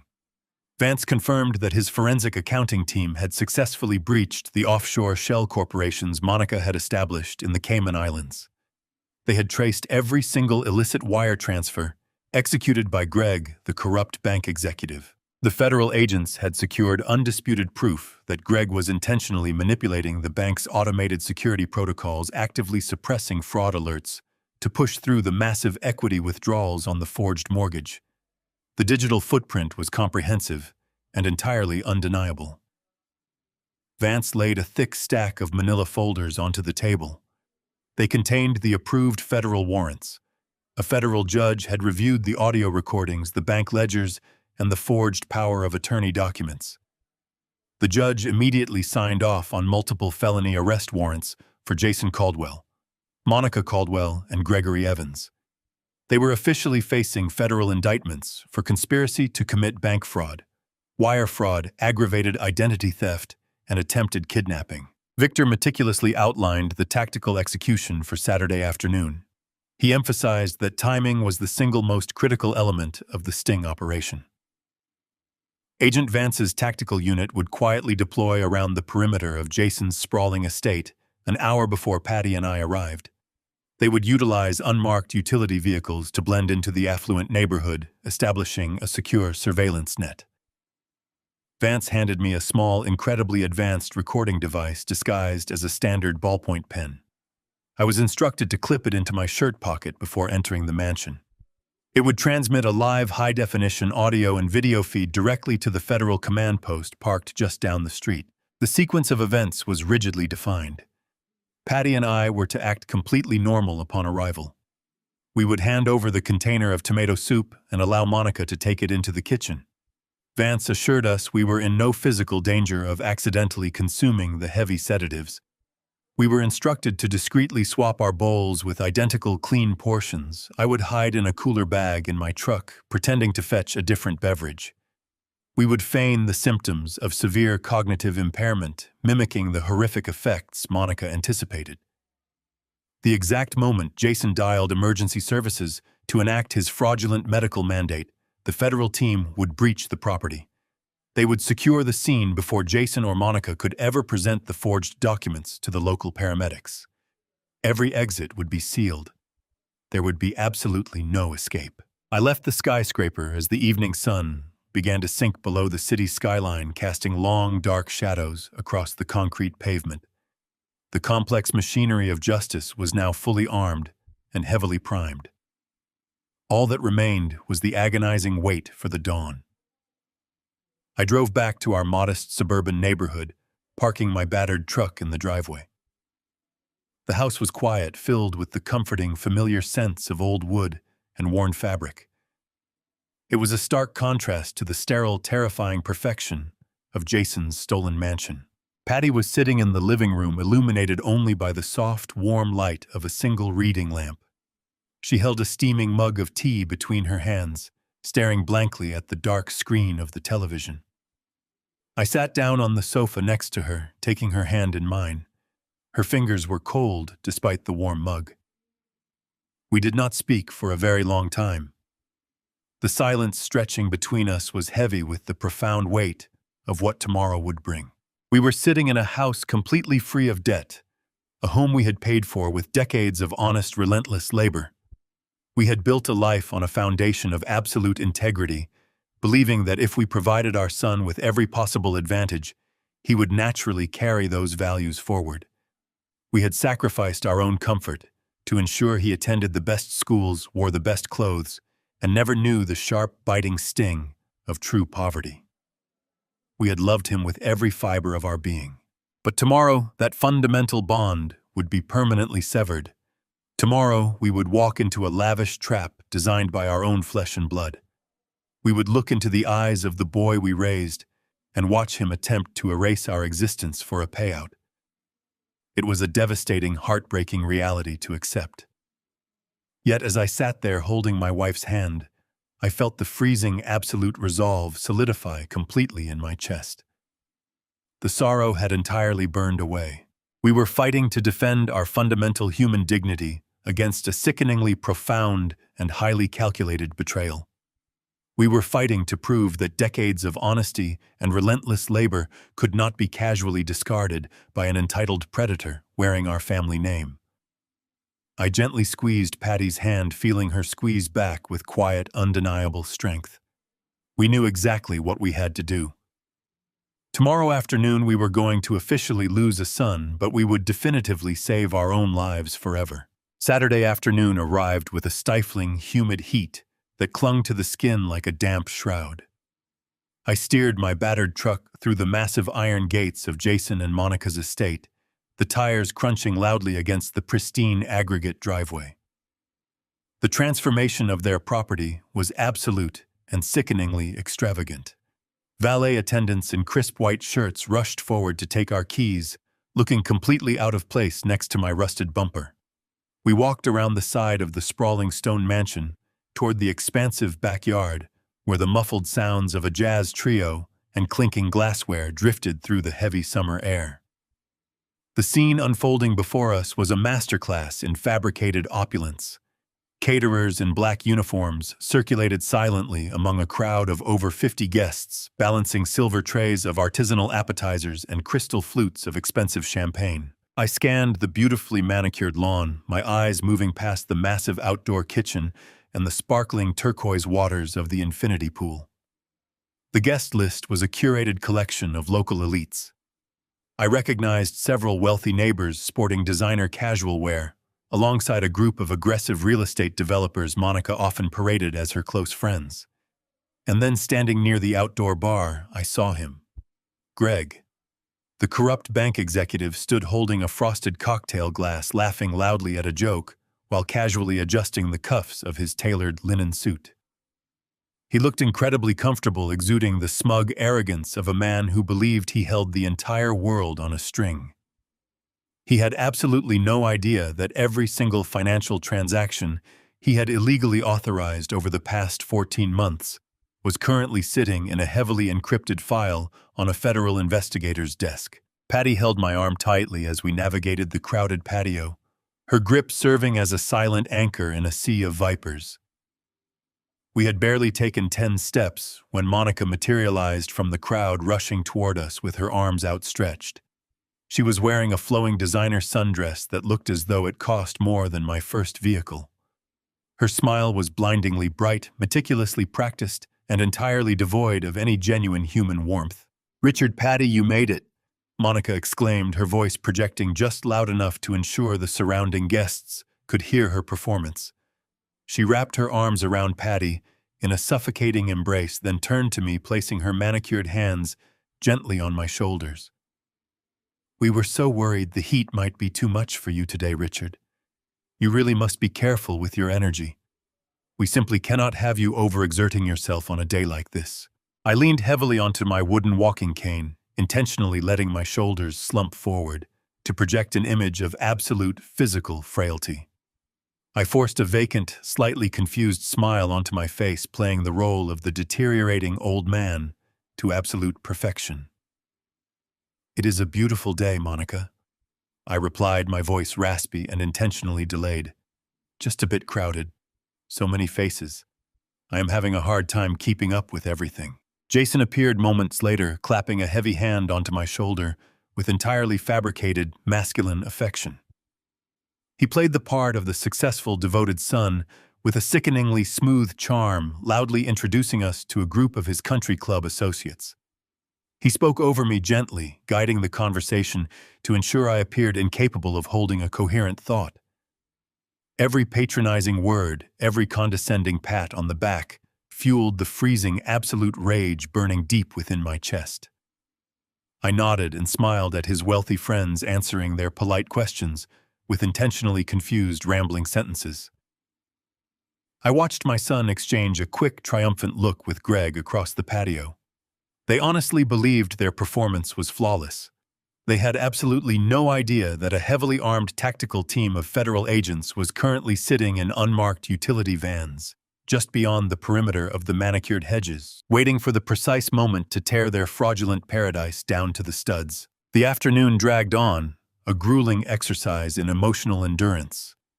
Patty and I sat together on a shaded teak bench, playing the quiet fading elders while the lavish party swirled around us. Eventually, the jazz trio stopped playing, and the caterers began directing the guests toward the massive dining pavilion, where the main barbecue spread was being served. The aroma of smoked meats and roasted vegetables filled the humid air. The moment we had been dreading was rapidly approaching. Monica glided over to our bench, bending down so her face was level with ours. Her eyes were bright with a terrifying predatory anticipation that made my stomach turn. "Now I know the barbecue spread can be a little heavy on the stomach," she said, her voice dripping with toxic sweetness. "So I made sure the caterers heated up that special roasted tomato soup Patty brought over. I had them prepare 2 large bowls just for you both so you can enjoy something comforting and familiar while the rest of us eat." Patty offered a weak, trembling smile, playing her part flawlessly. "That is very thoughtful of you, Monica," she whispered softly. Monica stood up, her fake smile instantly widening. "Do not move a single muscle. I will bring it right out to you." She quickly disappeared into the massive outdoor kitchen, leaving Patty and me entirely alone on the wooden bench. I reached deep into my jacket pocket, feeling the cold, metallic clip of the federal recording device hidden beneath the fabric. The tiny camera lens was aimed directly at the space in front of us. I gave Patty's hand a firm, reassuring squeeze. The time for acting was almost over. Less than 5 agonizing minutes later, Monica finally returned. She was carefully carrying a silver serving tray, holding 2 deep ceramic bowls. Thick steam steadily rose from the dark red liquid, carrying the rich, familiar scent of roasted tomatoes and basil. But knowing what Monica had explicitly detailed on the hidden recording, the aroma was profoundly sickening. Those bowls contained enough crushed psychiatric sedatives to completely shatter our cognitive functions and induce violent, terrifying hallucinations within 30 minutes. They were a biological weapon designed to legally erase our existence. Monica carefully placed the shining silver tray onto the small teak table directly in front of our wooden bench. She handed each of us a heavy silver spoon, her fingers briefly brushing against mine with a sickeningly calculated gentleness. She did not walk away to join her wealthy guests. Instead, she took a deliberate step back and simply stood there, crossing her bare arms over her chest. Her dark eyes were fixed on the ceramic bowls, watching us with an intense, unblinking eagerness that made my blood run completely cold. She was actively waiting for the final performance to begin. She was waiting for us to raise those spoons, consume the chemical poison, and surrender our minds so she could successfully steal our entire accumulated financial legacy. The dark, terrifying endgame had officially arrived, and I silently braced myself to execute the absolute destruction of my son's completely fabricated empire. I looked down at the steaming ceramic bowl resting on the polished silver tray. The rich red liquid looked perfectly innocent, a comforting domestic meal completely hiding a devastating pharmaceutical trap. I slowly reached out with my right hand, allowing my fingers to tremble slightly, maintaining the pathetic illusion of my physical decline for just a few more seconds. I curled my fingers around the smooth edge of the ceramic bowl, lifting it inches off the tray. Monica leaned in closer, her eyes locked onto the soup, a sinister, breathless anticipation radiating from her rigid posture. She was practically vibrating with excitement, entirely ready to watch her father-in-law willingly consume the very poison that would legally erase his existence. I raised the bowl higher, bringing it toward my chest. And then I simply stopped. I stopped trembling. I stopped slouching. I locked my eyes directly onto Monica's, dropping the vacant, confused stare I had worn all afternoon. I let a cold, absolute clarity wash over my expression. For a split second, a flicker of genuine confusion crossed her perfectly manicured face. She did not understand the sudden, profound shift in my demeanor. She opened her mouth, likely preparing to offer another sickeningly sweet line of fake encouragement. She never got the chance. I opened my hand. I did not merely drop the bowl. I actively pushed it downward, ensuring it hit the expensive patio stones with maximum devastating force. The heavy ceramic shattered instantly upon impact, erupting in a violent, resounding crash that echoed sharply across the sprawling backyard. A massive wave of thick, hot red soup splattered violently in every direction. It coated the pristine aggregate stones splashed across the legs of the teak table and rained heavily over the hem of Monica's incredibly expensive flowing designer sundress. The dark red liquid looked exactly like fresh blood staining her immaculate clothing. She let out a sharp, genuine shriek of pure horror, instinctively jumping backward as the hot soup soaked through the delicate fabric. The sudden violent noise acted like a gunshot in the serene environment. The smooth, ambient music from the jazz trio abruptly stopped a discordant screech of a saxophone lingering uncomfortably in the humid air. The polite hum of wealthy conversation completely vanished. Every single head in the backyard snapped toward our position. 50 pairs of eyes stared in absolute shock at the mess on the patio. Monica stared down at her ruined dress, her chest heaving with rapid, angry breaths. When she finally looked back up at me, the mask of the doting, caring daughter-in-law was entirely gone. Her face was contorted into a mask of ugly, venomous fury. She opened her mouth to scream at me, to berate the clumsy, senile old man who had ruined her perfect party. But the words died in her throat as she truly looked at me. I was no longer sitting slumped on the teak bench. I was standing completely upright, pulling my shoulders back to their full commanding width. I discarded the heavy wooden walking cane, letting it clatter uselessly onto the patio stones beside the shattered ceramic. The physical transformation was immediate and absolute. The pathetic, fragile dinosaur she had openly mocked in her private office was entirely gone. In his place stood a man who had spent 40 years building a life with his bare hands, a man completely prepared to defend his family at all costs. I smoothed the front of my jacket, my movements precise and deliberate. Monica took another step backward, her eyes widening as a sudden, terrifying realization began to dawn on her face. She realized in that exact moment that I had been playing her all along. I reached into my jacket pocket and pulled out my smartphone. Jason came sprinting across the patio, pushing roughly past his wealthy neighbors and real estate associates. His face was flushed with embarrassment and anger, desperately trying to manage what he assumed was a public, humiliating medical episode. He grabbed my arm, attempting to force me back down onto the bench. He hissed under his breath, demanding to know what was wrong with me, commanding me to sit down before I embarrassed them any further. I did not struggle. I did not raise my voice. I simply turned my head, locking my gaze onto his flushed face, and delivered a look of such absolute freezing contempt that he instantly recoiled. He dropped my arm as if he had been burned, stumbling backward to stand next to his ruined wife. They were both staring at me now, united in their sudden, paralyzing confusion. I looked down at my smartphone, tapping the screen with a steady, unyielding finger. Earlier that afternoon, while pretending to admire their expansive outdoor kitchen, I had discreetly accessed the master control panel for their state-of-the-art outdoor entertainment system. I had successfully paired my personal device with the massive network of high-definition Bluetooth speakers strategically hidden throughout the pristine landscaping. The entire backyard was essentially a giant acoustic amphitheater. I opened the encrypted audio file Sarah Jenkins had meticulously prepared for me. It contained the most damning, horrific highlights from the hidden transmitters, flawlessly edited into a continuous, undeniable stream of pure truth. I adjusted the volume slider on my screen to the absolute maximum setting. I looked directly into Monica's wide, terrified eyes. I pressed play. The initial sound was the sharp, unmistakable click of a phone line connecting, amplified to a deafening volume that completely washed over the silent crowd. Then Monica's own voice boomed across the patio, echoing off the stone walls of the mansion.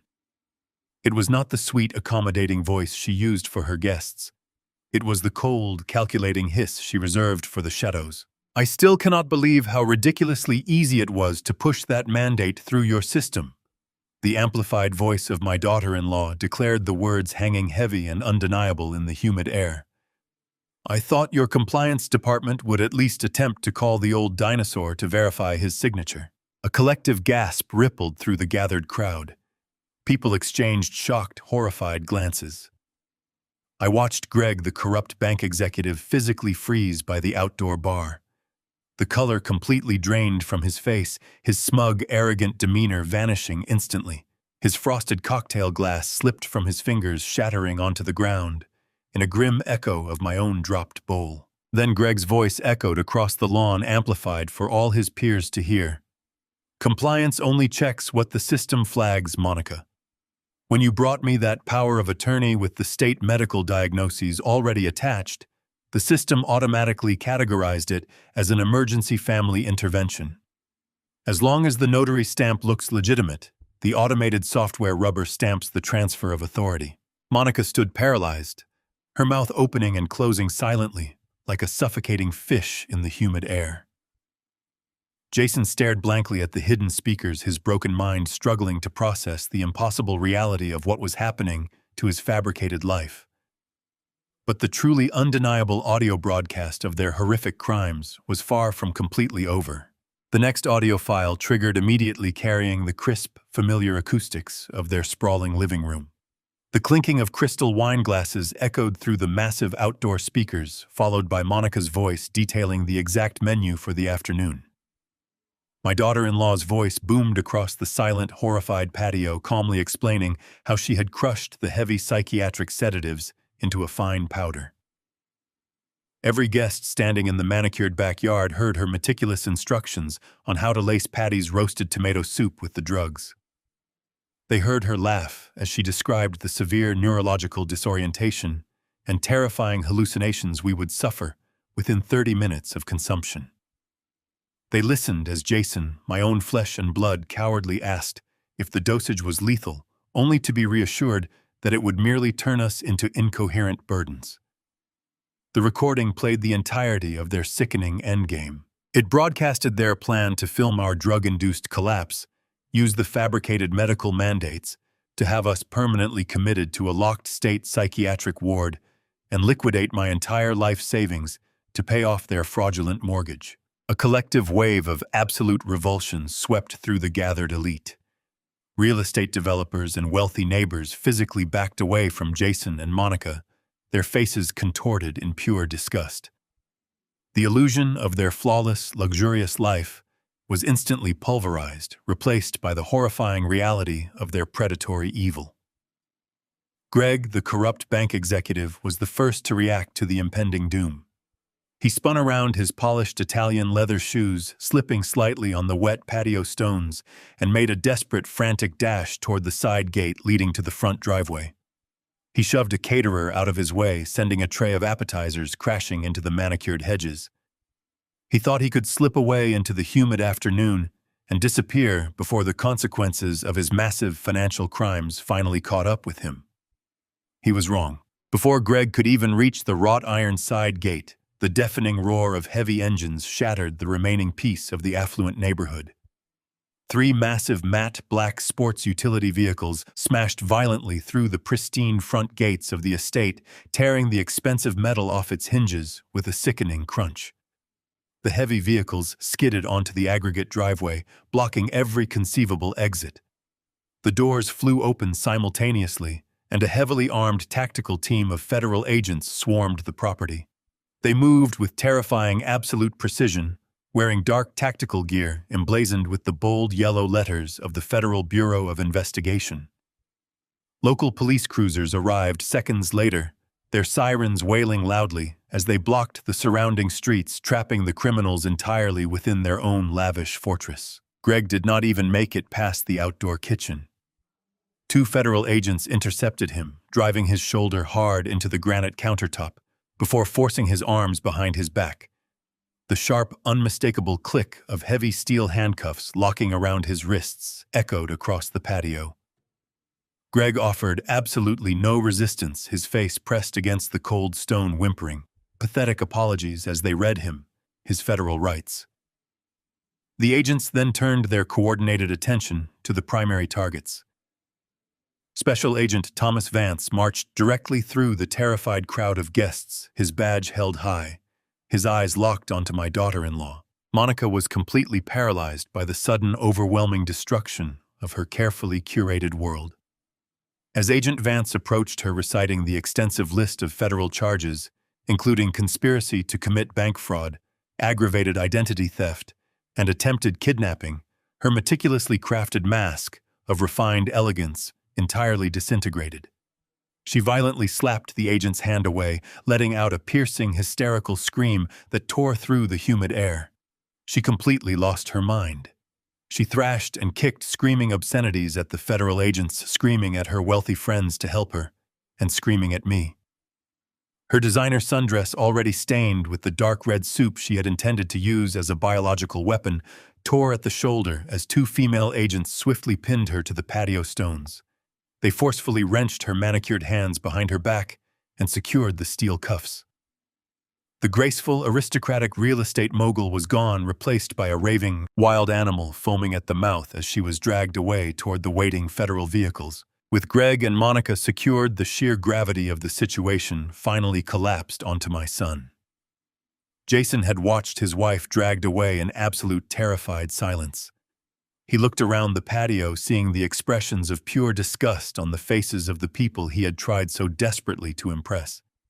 He looked at the federal agents securing the perimeter, actively dismantling the fraudulent empire he had sacrificed his soul to maintain. And finally, he looked at me. He collapsed. Jason's knees gave out, and he fell heavily onto the wet grass. He did not stand up and face his consequences like a man. Instead, he dropped to his hands and knees, crawling pitifully across the lawn toward the teak bench where Patty and I stood. Tears streamed down his flushed face, mixing with the sweat and rain. He was sobbing uncontrollably, his chest heaving with desperate, pathetic gasps for air. He reached out his trembling hands, clutching at the hem of my trousers. "Dad, please," he wailed, his voice cracking into a high-pitched, desperate squeal. "You have to tell them to stop. You have to save me. Monica forced me to do it. She planned the whole thing. I swear to God, I had absolutely no choice. She was going to leave me. Please, Dad, I am your son." I looked down at the pathetic, groveling creature clinging to my legs. The absolute freezing resolve within my chest hardened into unbreakable steel. I did not feel a single ounce of paternal affection. I did not feel sorrow or pity. I only felt a deep, profound disgust for a man who possessed no moral compass, no integrity, and absolutely no honor. I slowly reached down and firmly peeled his trembling fingers off my clothing, stepping back to create a physical distance between us. I looked into his red, tear-filled eyes, making sure he saw the absolute finality in my expression. "You did not have to do anything," I said, my voice echoing with a cold, unrelenting finality that cut through his desperate sobbing. "You chose to participate in a plot to poison the mother who gave you life and lock the father who provided you with everything inside a psychiatric prison. You let another man sleep with your wife to keep a roof over your head. You sold your parents and your manhood for a house. You have nothing." I turned my back on him. I wrapped my arm securely around Patty's waist, guiding her away from the horrific scene. I did not look back as the federal agents finally moved in, roughly hauling Jason up from the wet grass.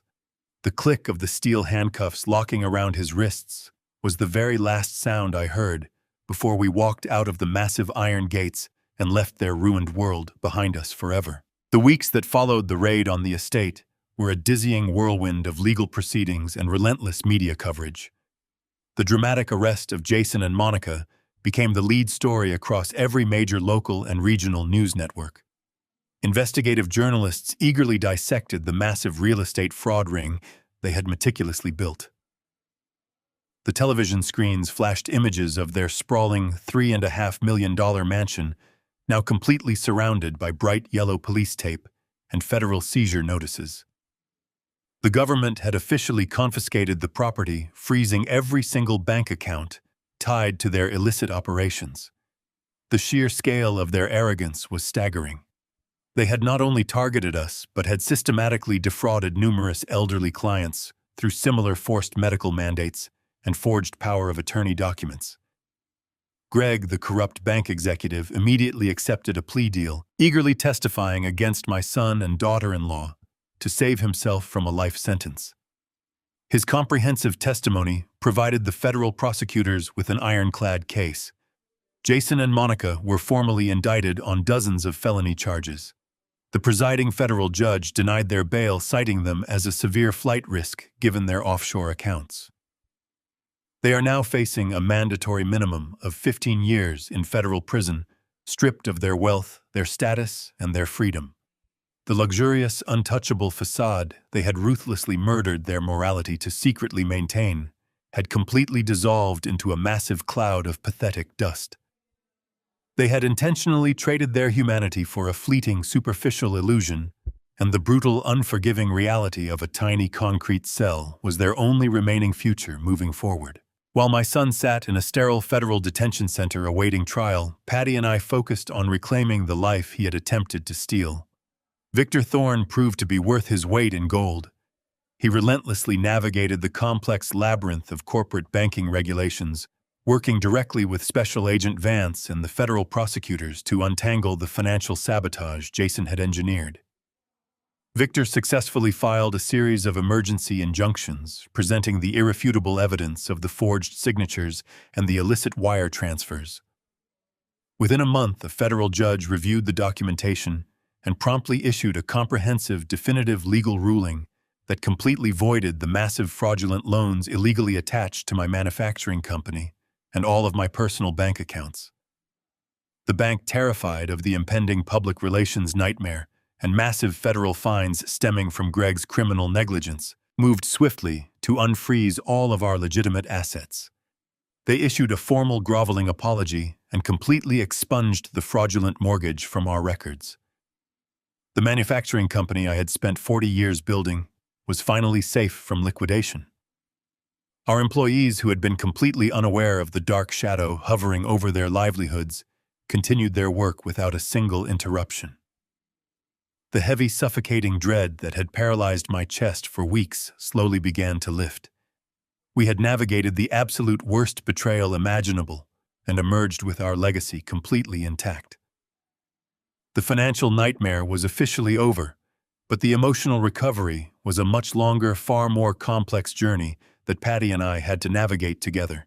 We found our sanctuary right back where this entire horrific ordeal began, on the worn wooden porch of our modest, paid-off suburban home. It was a late Friday evening, exactly 2 months after the arrests. The brutal summer heat had finally broken, replaced by a gentle, cooling autumn breeze that rustled through the old oak trees lining our quiet street. Patty and I sat side by side in our comfortable rocking chairs, wrapped in the familiar, comforting scent of fresh brewed coffee. I held a warm mug in my hands, watching the vibrant orange and deep purple hues of the sunset paint the evening sky. Our home was not a sprawling multi-million-dollar estate. It did not possess an infinity pool or manicured hedges, but it was ours. Every single brick, every wooden floorboard, and every green blade of grass surrounding us had been meticulously earned through decades of honest, backbreaking labor and our completely unwavering dedication. We had lost our only son to the intoxicating, destructive allure of immense greed. It was a profound, unique grief that would likely never fully heal. We mourned the innocent boy he once was, long before the ambition and the entitlement consumed his soul. But amidst that lingering sorrow, there was also a profound, undeniable sense of liberation. We no longer had to endure the toxic, condescending presence of a predator disguised as family. We had fought back against absolute evil and retained our dignity, our freedom, and our lives. As the final light of the sun dipped below the horizon, Patty reached over and gently placed her hand over mine. The quiet strength in her touch spoke volumes. We had survived the ultimate betrayal. We were completely safe, securely anchored in the unshakable truth of our own integrity, finding peace in the harsh but absolutely necessary truth of our survival. Betrayal from those sharing your blood is undoubtedly the deepest, most agonizing wound a person can endure in this lifetime. We spend our entire lives building a solid foundation, hoping our children will stand upon it to reach far greater heights than we ever could. We willingly sacrifice our comfort for their future. Yet blinding greed can completely consume even our own kin, turning their supposed gratitude into a deadly, calculated weapon.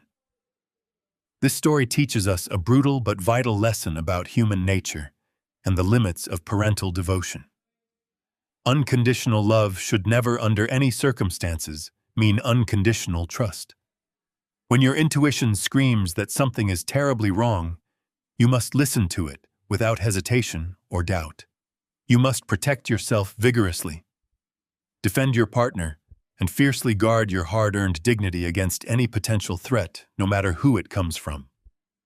True family is fundamentally defined by mutual respect, unwavering honesty, and genuine care, not merely by shared genetics or legal obligation. Sometimes, for your own ultimate survival and absolute mental peace, you must finally find the incredible inner courage to actively let the unforgiving arm of the law completely sever the deeply toxic ties that your unconditional love simply could not save or fix. The most dangerous enemies you will ever face in this world are sometimes those hiding directly behind the comforting smiles of our closest loved ones. They use our affection as a blindfold, striking when we are most vulnerable. What would you do if your own flesh and blood actively plotted against you to maliciously steal your legacy? Would you have the strength to fight back and reclaim your stolen life? Please leave a comment down below to share your thoughts and personal experiences regarding family betrayal. Hit the like button to vigorously support our content and successfully subscribe to our growing channel right now for more shocking, highly detailed, true-life survival stories exactly like this particular one. We deeply appreciate your valuable time, your insightful comments, and your continuing ongoing support as we explore these deeply complex, highly emotional human experiences. Never forget to carefully guard your heart, because absolute trust must always be strictly earned regardless of bloodline.